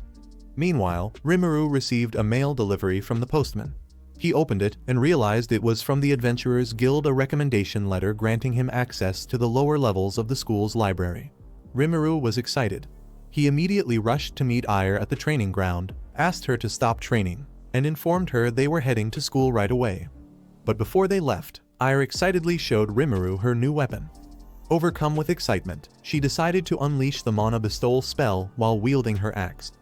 At that moment, something sparked in the axe, and a massive fire erupted, burning the surrounding grass and even the recommendation letter Rimuru had just received from the guild. At the same time, back in the elf village, a little girl was excited to taste giant bee honey for the first time, and she found it delicious. Her parents turned out to be the two elves from earlier, and they were also thrilled about the honey Rimuru had given them. They felt it was the best they'd ever had, and it would make quite a sale. Several hours later, Rimuru and Ire finally arrived at the Academy's library. To descend to the lower level, they needed to find someone from the library committee. Rimuru immediately remembered Ellie, so they decided to look for her. Within seconds, Ire was shocked to find Ellie lying on top of a bookshelf like some kind of maniac. When Ire asked why Ellie was always at the library, Ellie cheerfully explained that it was because she was a member of the library committee. Rimuru and Ire were of the opinion that Ellie always being at the library and missing classes would make her repeat a class. But Ellie assured them that she was fine since her family was awfully well connected. With that settled, Rimuru handed her the recommendation letter from the guild. Ellie opened it and noticed that part of it had been burned, but that didn't stop her from being stunned that Rimuru had received a recommendation so quickly. When she praised him for his hard work, Rimuru brushed it off, saying he was still far from achieving what he truly wanted. Curious, Ellie asked what that was, but Rimuru said it was too embarrassing to share and that he'd rather keep it a secret. The word secret triggered Ellie's imagination, and her thoughts immediately turned cultured. But Rimuru quickly clarified that it wasn't anything like what she was thinking. Still, Ellie remained convinced that whatever it was had to be indecent. She told him she would never approve of any indecent magic. Then she mentioned there was just one girl in the entire school, also a member of the library committee, who might be able to help. When Rimuru asked who it was, he was shocked to hear it was none other than Maria. He hadn't expected her to be part of the committee, but Maria explained that she had always worked hard so people would recognize her immense talent. That said, Maria asked Rimuru what he was after, and Rimuru informed her that his goal was to master healing magic. The moment Maria heard the words, healing magic, she was slightly traumatized, as she couldn't help but remember when Rimuru had healed her thighs back then. For clarification, Rimuru explained that the kind of healing magic he meant was the type that didn't require physical contact. At first, Maria immediately protested, but while doing so, she slipped off the book ladder and nearly fell. Rimuru caught her mid-air by her bouncy melons and immediately apologized. Maria eventually calmed down, accepted the apology, and led Rimuru to the part of the library where he could access the lower levels. Rimuru curiously asked how he was supposed to get to the lower floor since there were no stairs, to which Maria answered that he had to jump. Rimuru still didn't understand and asked what would happen if he failed to land properly from such a height. Maria then replied, assuring him that if he was too weak, he wouldn't be allowed to enter the lower floors anyway. Maria also warned that since the library had been focused on accumulating knowledge since ancient times, there was a serious problem with how it was organized, so Rimuru might find it hard to locate what he was looking for. Rimuru understood, so he and Ire made the dramatic jump to the lower level. Ire spread her dragon wings and almost missed the floor, so Rimuru had to catch her and pull her onto the first floor where he was. They immediately began searching for any material that could help with revival magic, but quickly realized the books were all jumbled together, so they decided to split up to cover more ground. During his search, Rimuru stumbled upon a book titled The Magic System Unique to Elves, which caught his interest. After searching for hours without finding any useful material, Ire complained of hunger. So, Rimuru suggested they continue the search the next day and head home. While heading back, Ire asked Rimuru if he'd found anything good during his search. Rimuru told her he hadn't found anything useful yet, but came across a book about the elven magic system, which he found interesting. A few hours later, Rimuru and Ire returned home, only to find a couple of elves waiting at his front door. Rimuru recognized one of the elves, Hamiya, and asked what the matter was. Before Hamiya could respond, the chief of Elven Security stepped forward and declared that Rimuru was under arrest for conducting magic experiments near the Elven Forest. Rimuru was shocked and began to wonder if his attempts to develop revival magic had been exposed. Following this, Rimuru wrote a letter to his family friend, Barnes, telling him about everything that had been going on in his life. He wrote about his enrollment into the academy and how he had bought a small house on the outskirts of the city. In the letter, Rimuru also revealed to Barnes that he had been captured by the elves under suspicion of conducting illegal magic experiments. While inside the cage on the way to the elven village, Rimuru was completely confused. He had no idea why the elves were arresting him. His revival magic research wasn't even close to the experimentation stage yet. He also noticed that Ire was trembling violently inside the prison carriage, so he moved over to check on her.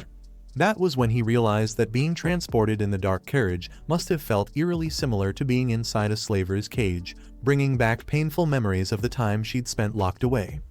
Rimuru then placed a comforting hand on her shoulder and assured her that everything was going to be fine. Just then, the carriage came to a sudden stop, and someone ordered them to come out. It was Hamiya, who informed them they would have to continue the rest of the journey on foot. Rimuru demanded an explanation for his arrest, but Hamiya told him he'd have to wait a little longer and hear the details from the village elder.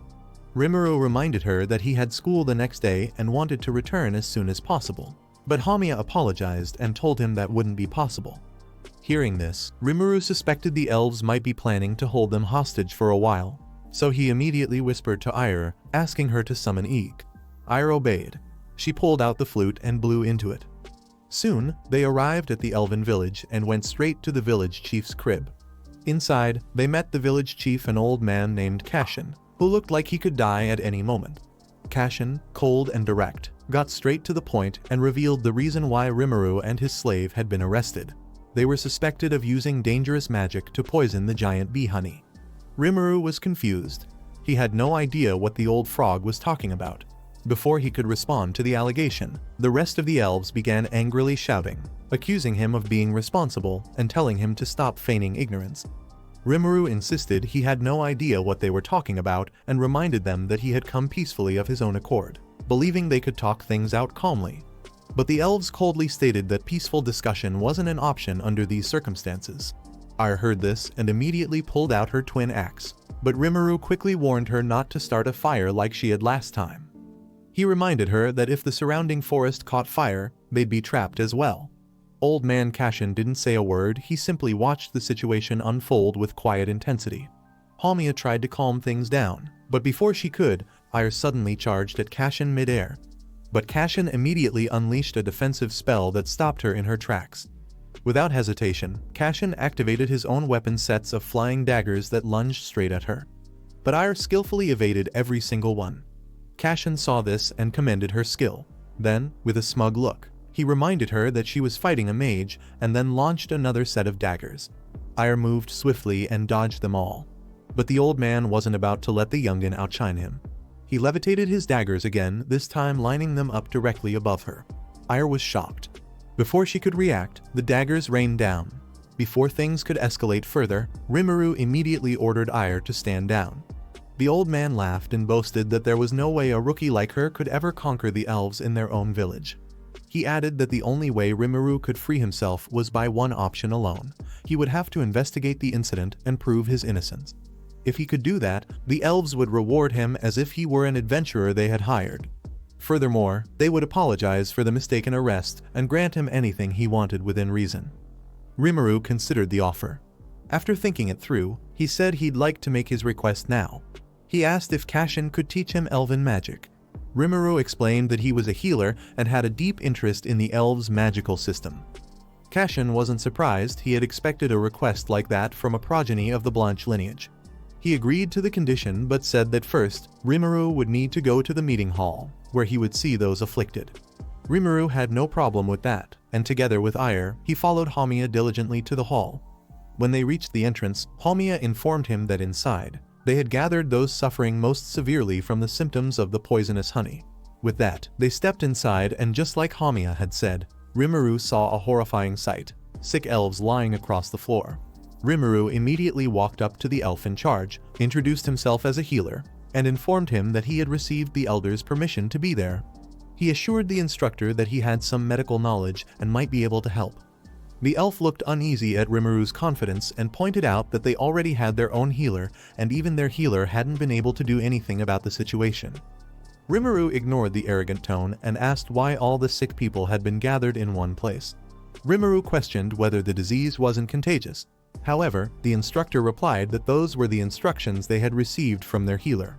Just then, a brat named Maxwell saw Rimuru chatting with the elf and was instantly annoyed.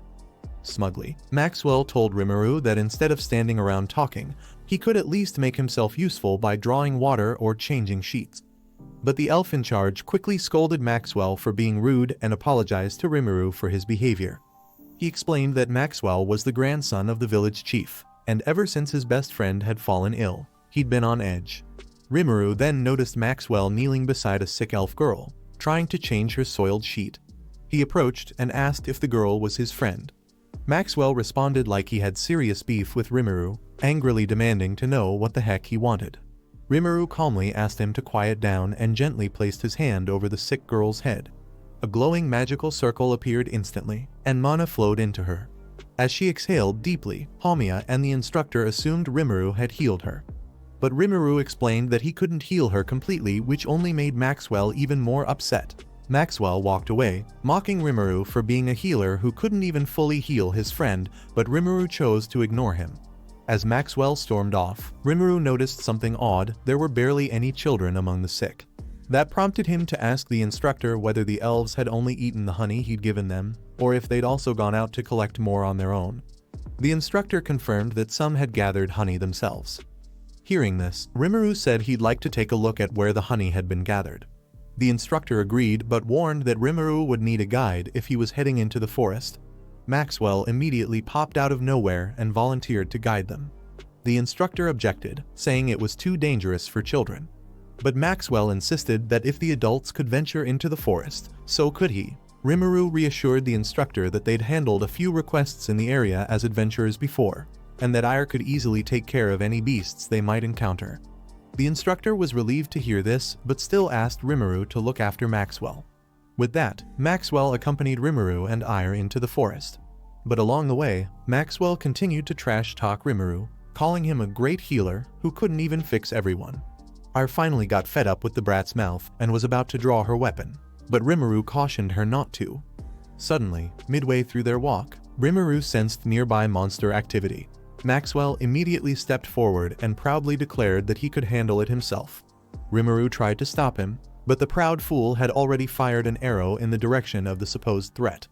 The arrow flew and struck something. It hit a black dragon dead on. Maxwell froze, clearly not expecting the monster to be a dragon. But just then, the dragon transformed into Ige, who had come in response to Ire's call. Meanwhile, back at school, Warak wasn't done plotting his evil, sinister plan.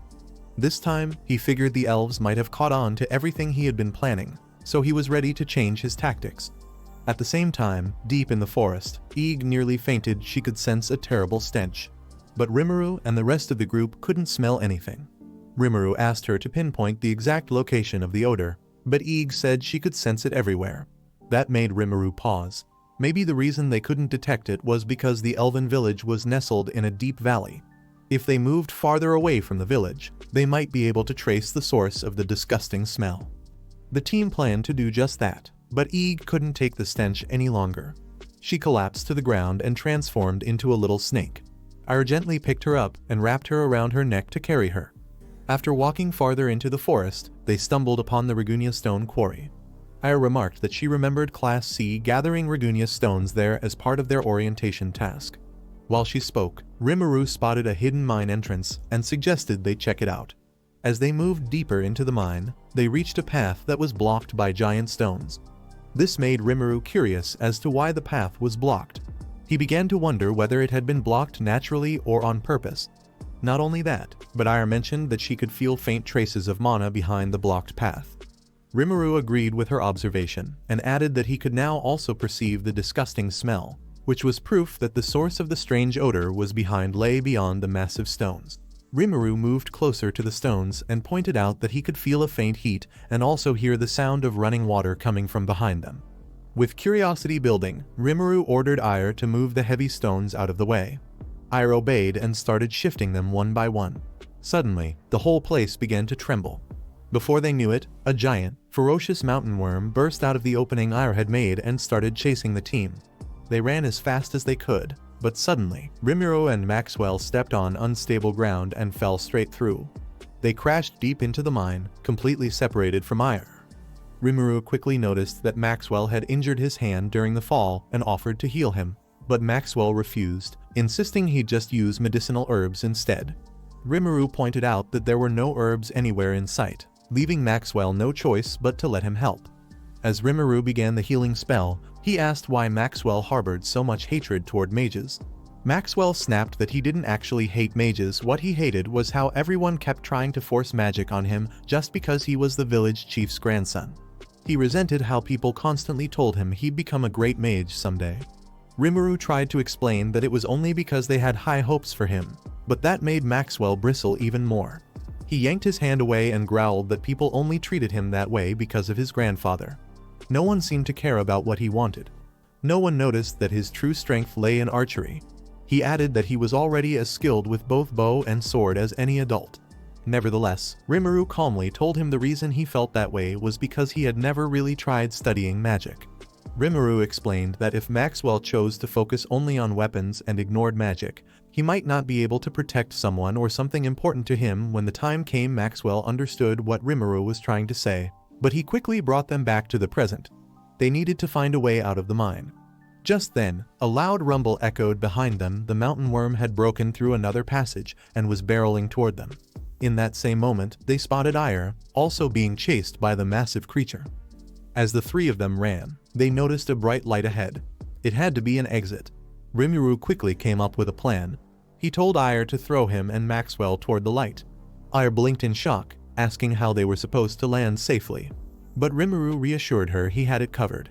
He instructed her that once she tossed them, she should use Excel Boost to escape the monster. Without wasting time, Ire hurled Rimuru and Maxwell toward the light with all her strength. As they reached the opening, they burst out of the mine and found themselves plummeting toward a massive, fast-flowing stream.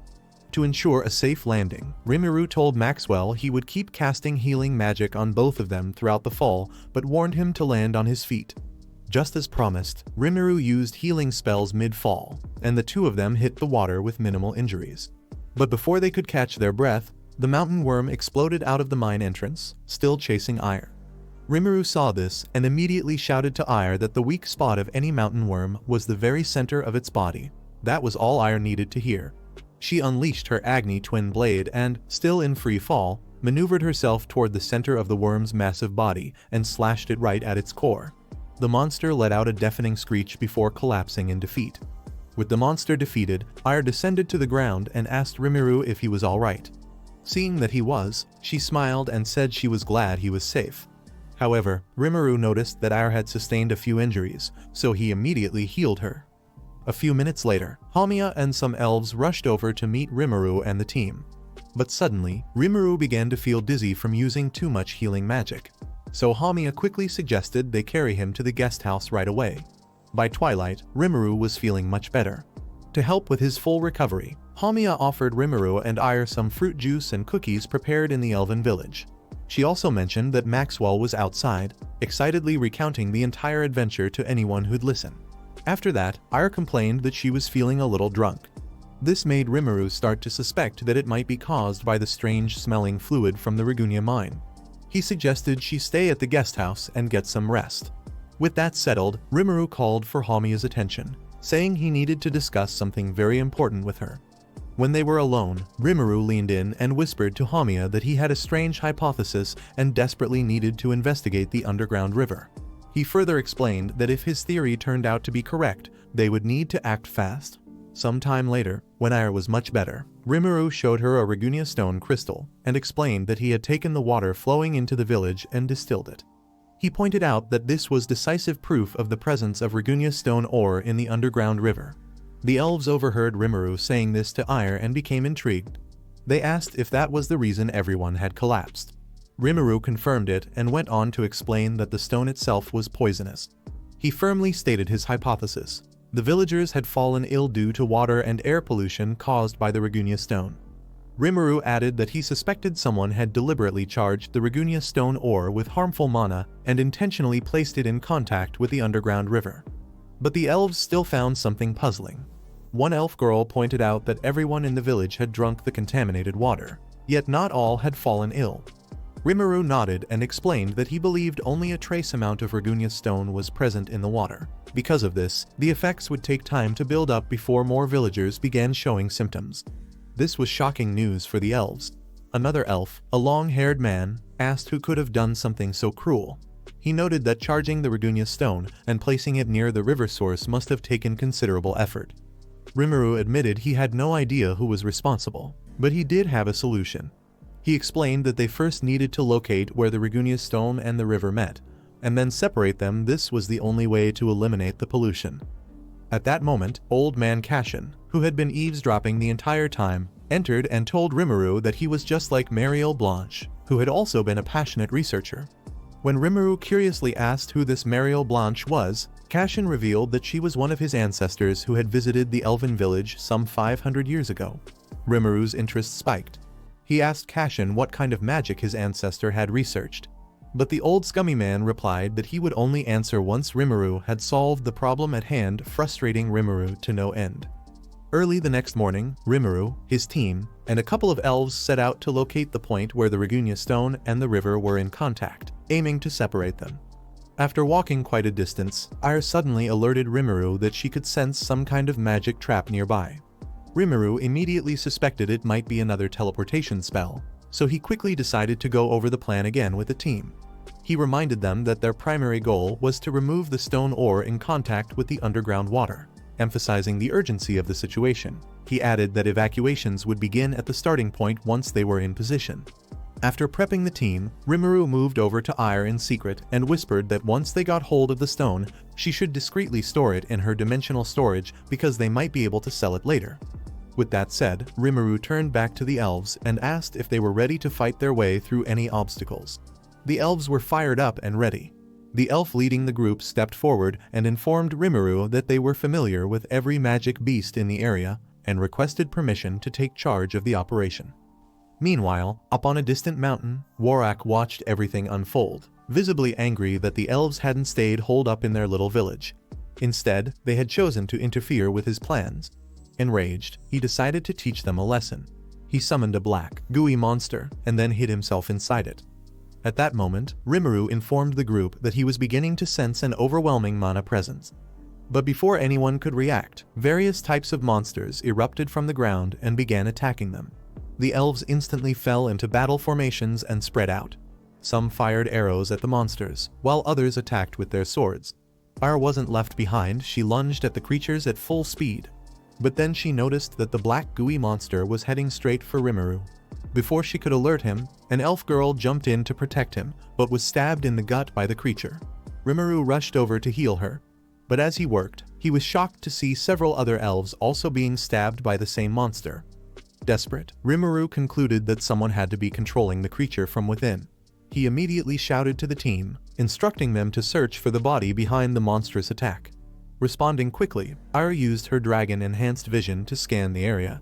Spotting a suspicious location, she rushed up the mountain and sliced at a large stone. That was when she saw a black, gooey body with eyes all over. She wasted no time striking at the monster in an attempt to reveal who was inside. But unfortunately, her attack wasn't strong enough to cut through the beast. Rimuru had a gut feeling the caster was indeed inside that mass of sludge, but he found it strange and troubling that even Ire couldn't break through it. With more elves being wounded, the elven leader quickly ordered the remaining fighters to watch for the tusks emerging from the gooey monster. He warned them not to charge unless they could see the tusks, and urged everyone to stay close to Rimuru so he could heal them if needed. But just as he finished speaking, Rimuru noticed the monster was targeting those furthest from him. It was a clear sign that whoever was controlling the creature was highly experienced in fighting against coordinated groups. The elven leader also realized the monster was deliberately luring him away from Rimuru. Just as he considered moving back, he was viciously stabbed. Rimuru saw him fall and rushed over, determined to heal him. As he arrived and summoned magical circles, Ire suddenly shouted a warning. Rimuru wasn't fast enough to react, but at the last second, Hamiya swooped in and pushed him out of harm's way, taking the stab to the chest herself. The sight enraged Ire. She launched a furious assault on the beast, slashing at it with unrestrained fury. Meanwhile, Rimuru rushed to Hamiya's side and began healing her, panicked but focused. While doing so, he realized they couldn't keep fighting like this. Too many were getting hurt, and they might not hold out much longer. Just then, the injured elf leader, barely able to stand, placed a hand on Rimuru's shoulder and reassured him. He said they were willing to sacrifice their lives for the safety of their village. But Rimuru turned to him and declared he wouldn't let that happen. He promised to heal not just him, but every elf still standing. Right after saying this, Rimuru noticed something strange. The ground beneath him felt muddy. He knelt down and realized the muddiness was due to Ragunia fluid, meaning the underground river had to be directly below them. Excited by this discovery, Rimuru's determination surged. He called out to Ire, announcing that what he was about to do could change everything. Then, with focused intensity, Rimuru summoned a multitude of magical circles. A brilliant light began to glow in the sky. From a distance, Maxwell looked up. Stunned, Rimuru was unleashing the ultimate healing spell, the deployment healing spell. At that moment, there was an outpouring of mana from the sky, causing Ire to feel an intense surge of energy coursing through her body. She immediately charged at the monster at a blurry speed. This time, she was able to slice off a part of the round, gooey monster and revealed Warak's face for everyone to see. Everyone was shocked to see that the mastermind behind those monsters was none other than Teacher Warak. With his cover now blown, Warak was furious. He was sick and tired of the nonsense and swore he would never let Ire get away with what she had done. To do that, Warak stopped his multiple slimy hands from attacking in all directions and focused all his strikes on Ire. Ire started to struggle. Her attacks could no longer slice through the thick slime. Maxwell noticed this and decided to help by distracting Warak to give Ire an opening. Knowing he stood no chance of landing the perfect shot with normal arrows, Maxwell took one arrow from his quiver, infused it with mana, and fired it at Warak. The arrow came close, but Warak blocked it with a wall of slime. That was exactly the distraction Maxwell had hoped for. Caught off guard, Warak left an opening. Ire seized it. With a swift aerial strike, she descended with her blade. Warak's eyes widened in shock. He hadn't seen it coming, and by the time he realized, it was already too late. Ayar's attack connected, triggering a massive explosion. Warak's magic vanished, and then he completely disappeared into thin air, as if he had never existed. As the dust settled, Maxwell was proud of himself and overly excited that they had won. But just then, Rimuru collapsed to the ground, drained from exhaustion. When he regained consciousness hours later, Rimuru found Ayar standing over him completely naked, her flat chest exposed. Startled, he immediately asked why she wasn't wearing anything. But when he looked around, he realized almost everyone nearby was stark naked as well. Two unclad elven hotties approached him, smiling warmly as they thanked him for everything he had done for the elven people. They explained that after the monsters were defeated, the villagers had rushed over the moment they heard the battle was over. Not only that, but once the Ragunya stones were removed from the underground water, they discovered the river also contained a natural hot spring. So, for now, everyone had decided to relax and enjoy it. Looking around, Rimuru noticed that even Ig, their supporting dragon, was lazily soaking in the spring, clearly enjoying a relaxing time in the spring. Ayar suggested they join in too, and Rimuru agreed. As he eased into the warm water, he spotted old man Kashan peacefully meditating nearby. Kashan noticed Rimuru watching him and commented on how hard he had pushed himself that day. Rimuru chuckled and replied that he might have been better prepared if Kashan had told him more about the formidable enemy he was facing. Hearing this, Kashan raised an eyebrow and asked what he meant. Rimuru explained that he knew Kashan had a drug analysis skill and had always known the honey had been harmless all along. Kashan froze for a moment, visibly surprised. Then he sighed, admitting he had never realized Rimuru possessed such a terrifying gift that allowed him to see the abilities of others. Now that he'd been found out, Kashan had no choice but to be honest. He confessed that he had long suspected Warak was up to something in the woods. But because Warak was a noble, taking action without proof could have sparked a political conflict between the nobles and the elves. As village chief, he had tried to protect his people by resolving the matter as discreetly and cautiously as possible. That said, Kashan thanked Rimuru sincerely and told him he had also prepared a reward. Furthermore, he said Rimuru was welcome to visit the village again anytime. Rimuru replied that he was particularly interested in hearing more about Mariel Blanche. Days later, Rimuru and Ayar were finally ready to leave the elven village. Apparently, Rimuru had been given all of his ancestor Mariel Blanche's research materials. He asked Hamia if it was really okay for them to hand over everything, but Hamia explained that Mariel had already instructed the chief to throw the materials away, saying she no longer needed them. Hamia said it was far more fitting to pass the research on to her descendant than to simply discard it. Just as Rimuru and Ayar departed, Ig, who had been lounging in the hot spring the entire time, suddenly burst into Kashan's home, asking for them. But Kashan informed her they had already left. Kashan then paused and noticed something about Ig.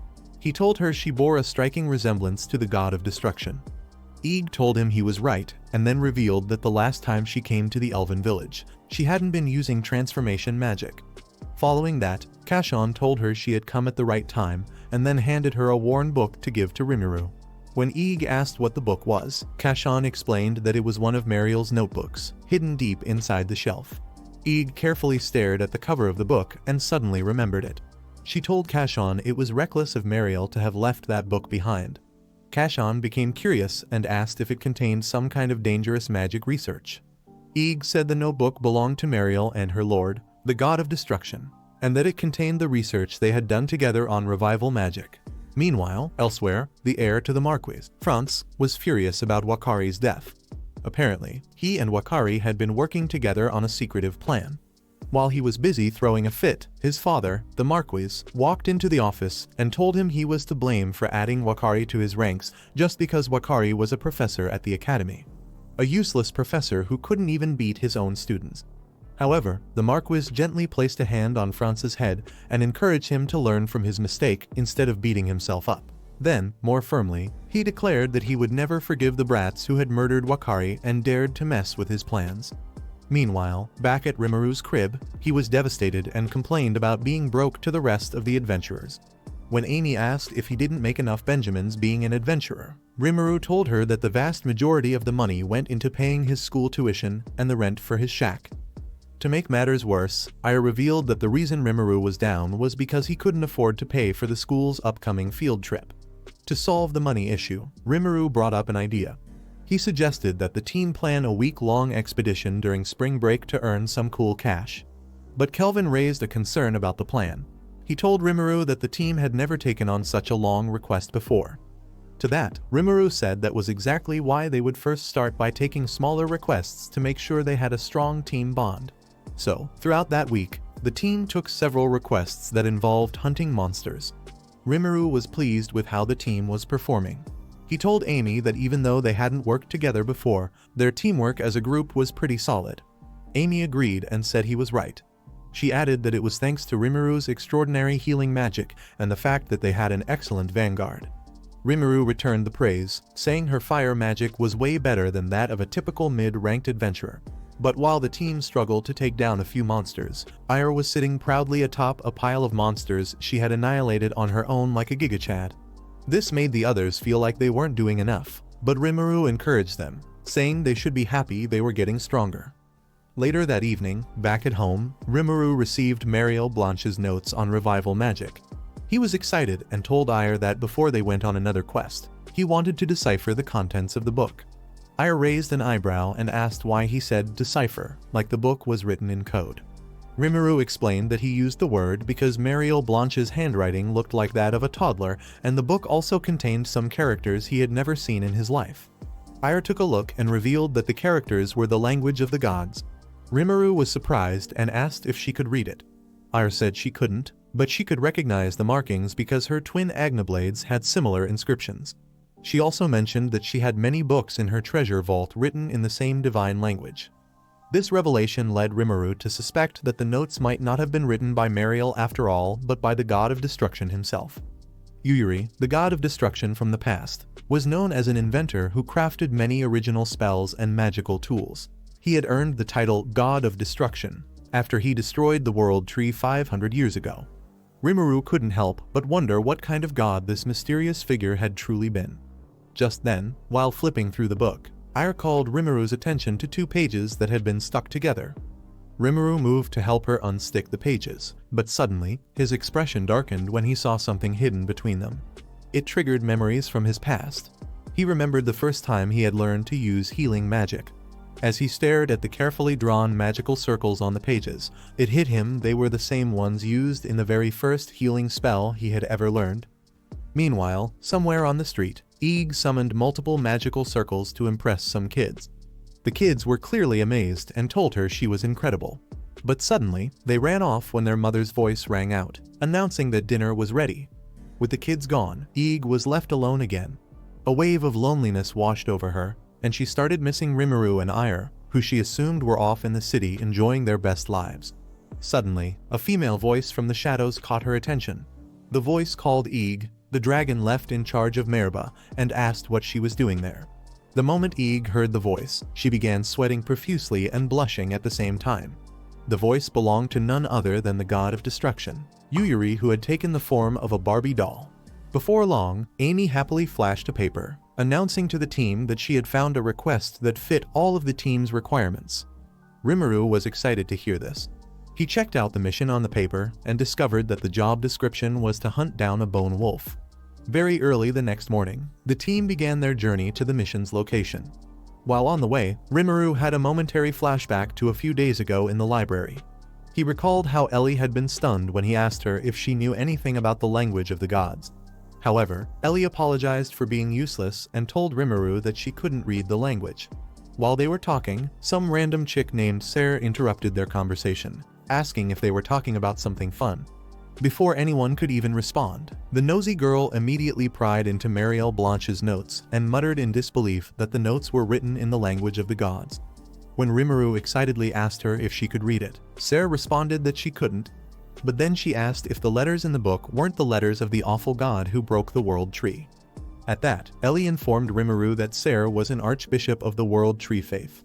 After that, Sarah moved uncomfortably close to Rimuru and asked what evil deed he was up to that would warrant him researching the language of the gods. Of course, Rimuru wasn't going to tell her his real purpose, so he lied, saying that he was looking for materials on magic. but half of the stuff was written in the language of the gods. With that, Sarah took a closer look at the front page of the book and read out the first line. She said it stated that all who live in the world would return to the tree. Rimuru heard those words and began to think deeply. He started to wonder why the god of destruction would write that on the very first page of a book about revival magic. At the moment, Rimuru could only use 3 healing spells. Among those 3, the one that used magical circles consumed the most mana. Rimuru began to wonder whether using magic circles had originally been part of a resurrection spell. But then, his family had been using magical circles for healing for generations, and still, there had never been a record of anyone being revived from the dead. Did that mean they encountered a problem that made resurrection impossible? Or did they alter and repurpose the magic circle into a healing spell? These were the questions running through Rimuru's mind. Back in the present, Rimuru snapped out of his thoughts and asked Kevin how much farther they had to go to reach the mission location. Kevin replied that they should be there soon now that they were out of the forest. It was just a bit farther. They started moving along a narrow path with forest on each side. But something felt off. Rimuru noticed they hadn't seen a single soul, not even any farm workers. Suddenly, Ira announced that she could sense monsters. The entire team was immediately on alert, and as they looked ahead, they spotted a creature that looked like a skeletal dragon battling 2 weak-looking men. Recognizing that the creature must be the bone wolf they were sent to eliminate, Ira quickly declared that she would lead the attack and immediately dashed toward the monster. The 2 men spotted Ira charging in their direction and were immediately irritated at the sight of a child. They shouted at her, telling her to stay away and just run, but to their utter shock, Ira took down the bone wolf with a single strike from her Agna blade. Seeing how strong she was, they quickly informed her that there were even stronger bone wolves on the opposite side of the village. Kevin, who had just arrived, told the men that they were adventurers sent by the guild and asked what the situation was. One of the men explained that monsters had suddenly started attacking the north gate of the village. He also informed Kevin that the rest of the villagers had been evacuated to the meeting hall. Rimuru immediately ordered Ire to go after the monsters at the gate, since she was the fastest.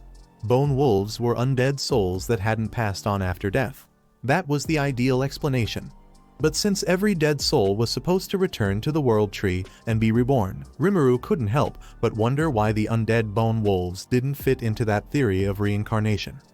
Just then, Ire jumped over the fence at the village's north gate, and just as the men had said, 2 monstrous bone wolves were already waiting for her.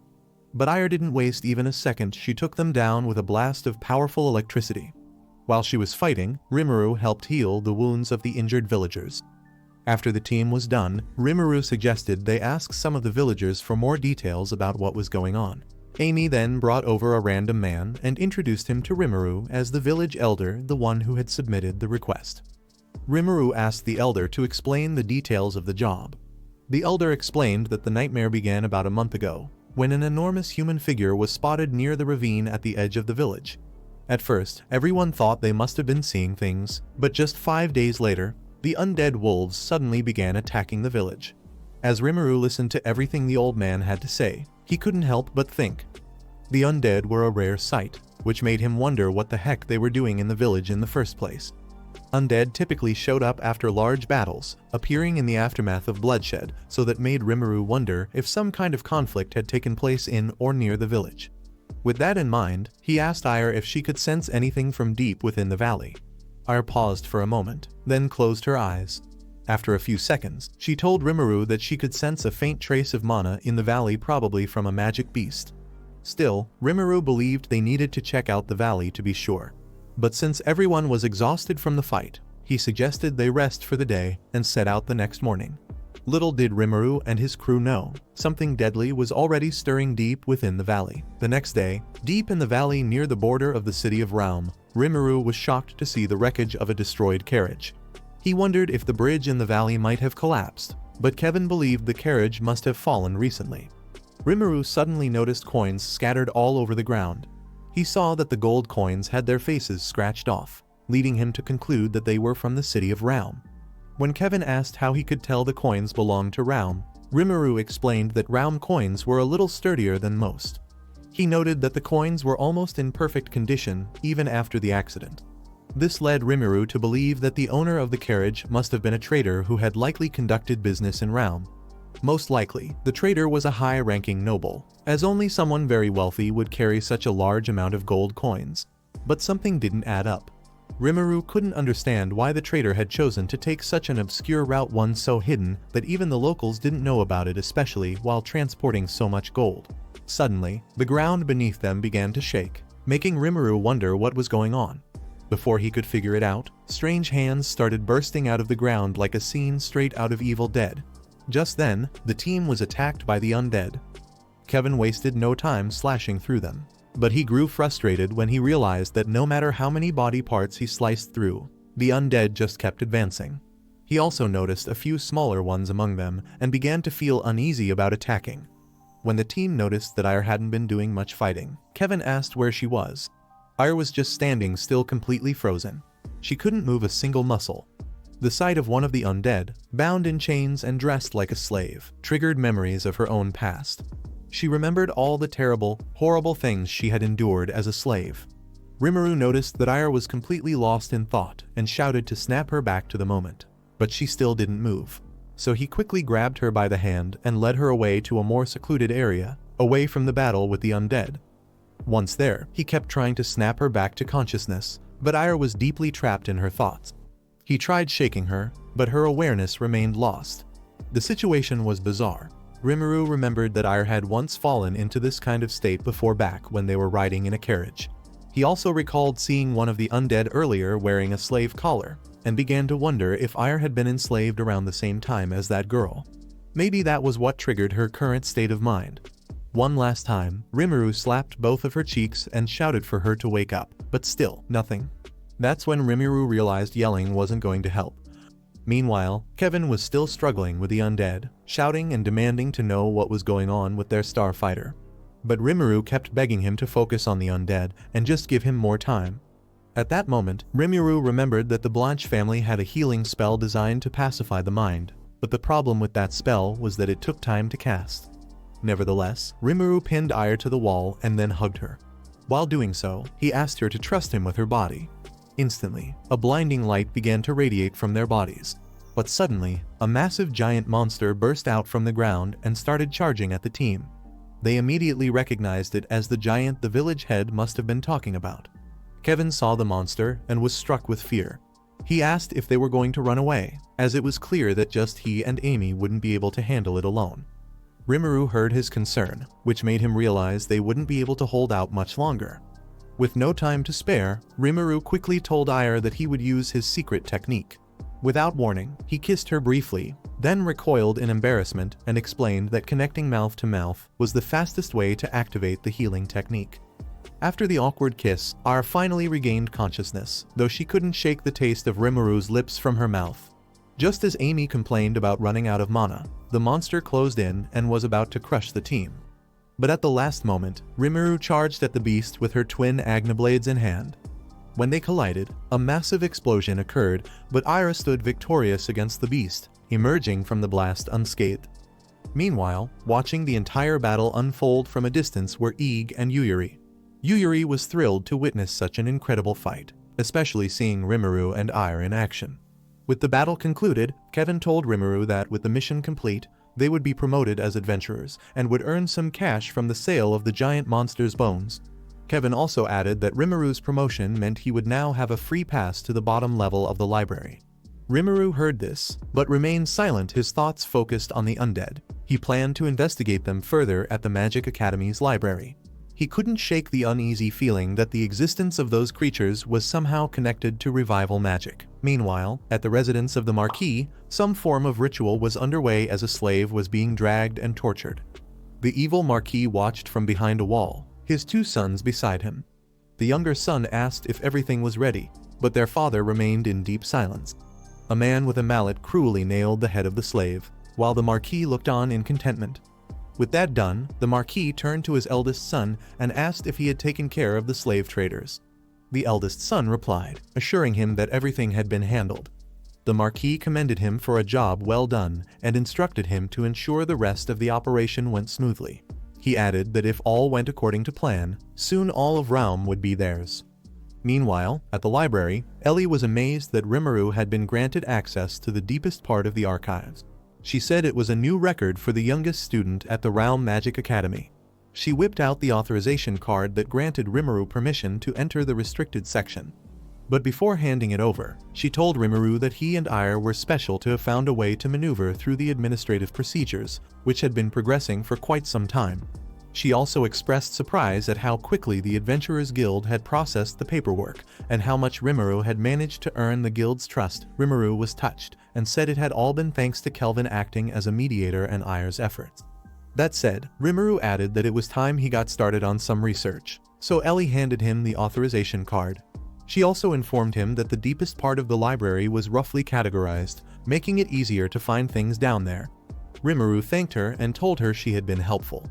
However, before they left, Ellie informed Rimuru that it actually took 5 seconds to fall to the deepest level. Rimuru, curious, asked what would happen if they didn't land on the desired floor. Ellie replied that if that happened, a teleportation spell would activate and return them to their original location. Rimuru understood, and with that, he and Ire immediately jumped to the lowest level. They successfully landed in the deepest part of the library and began searching for books. Ire asked Rimuru if their search was still focused on resurrection spells, but Rimuru said no, he was now thinking of researching the undead first. A few seconds in, Rimuru suddenly found a book that caught his interest. While reading, he told Ire he had a theory. The recent disturbance with the undead that occurred in the village might have happened because there were already bodies buried there. Ire was surprised and asked what he meant by that. Rimuru explained that, according to the teachings of the World Tree, there was a reincarnation system that allowed it to collect and reincarnate the souls of the dead. Souls that weren't given a proper send-off could sometimes slip through the system. Rimuru added that, based on what he read in the book, souls that the World Tree couldn't collect could reattach to their bodies and become undead. Ire listened attentively but was a bit confused. She asked, if a dead soul reattached to its body and became a zombie, how was that different from resurrection? Rimuru answered that it was a simple question. He explained that resurrection was a technique that brought a body back to life without any decay. While for zombies, even if the soul returns to the body, the decay doesn't stop. Meanwhile, back at the library entrance, Ellie, now joined by Sarah, suddenly sensed a strange energy entering the building. A sinister, evil wind blew past them, sending chills down their spines. Sarah immediately noticed the incoming danger and stepped protectively in front of Ellie, urging her to stay close. Just then, a mysterious, sinister figure dressed in a black jacket and hoodie casually strolled into the library. Reacting quickly, Sarah summoned a magical circle and demanded to know who the heck he was. But to her shock, the circle in her hand vanished, nullified by some unknown counterforce. Before Sarah could figure out what was happening, the stranger moved like the wind and struck her on the head. In a flash, he grabbed Ellie by the neck, lifted her into the air, and hurled her into the open void leading to the lowest part of the library. As Ellie plummeted rapidly toward the hard floor below, Sarah screamed in horror, calling out for anyone down there to catch her. But it was too late. In mere seconds, Ellie married the floor. Sarah stared in horror at the crumpled body of her friend, her own body trembling uncontrollably with fear and disbelief. But before she could process the nightmare unfolding before her, the dark stranger seized her hand and coldly informed her that she too was destined to fall to her death thanks to the teleportation system of the void, which his powers had just nullified. Without wasting another word, he grinned and told Sarah to enjoy her 5-second fall before tossing her into the void as well.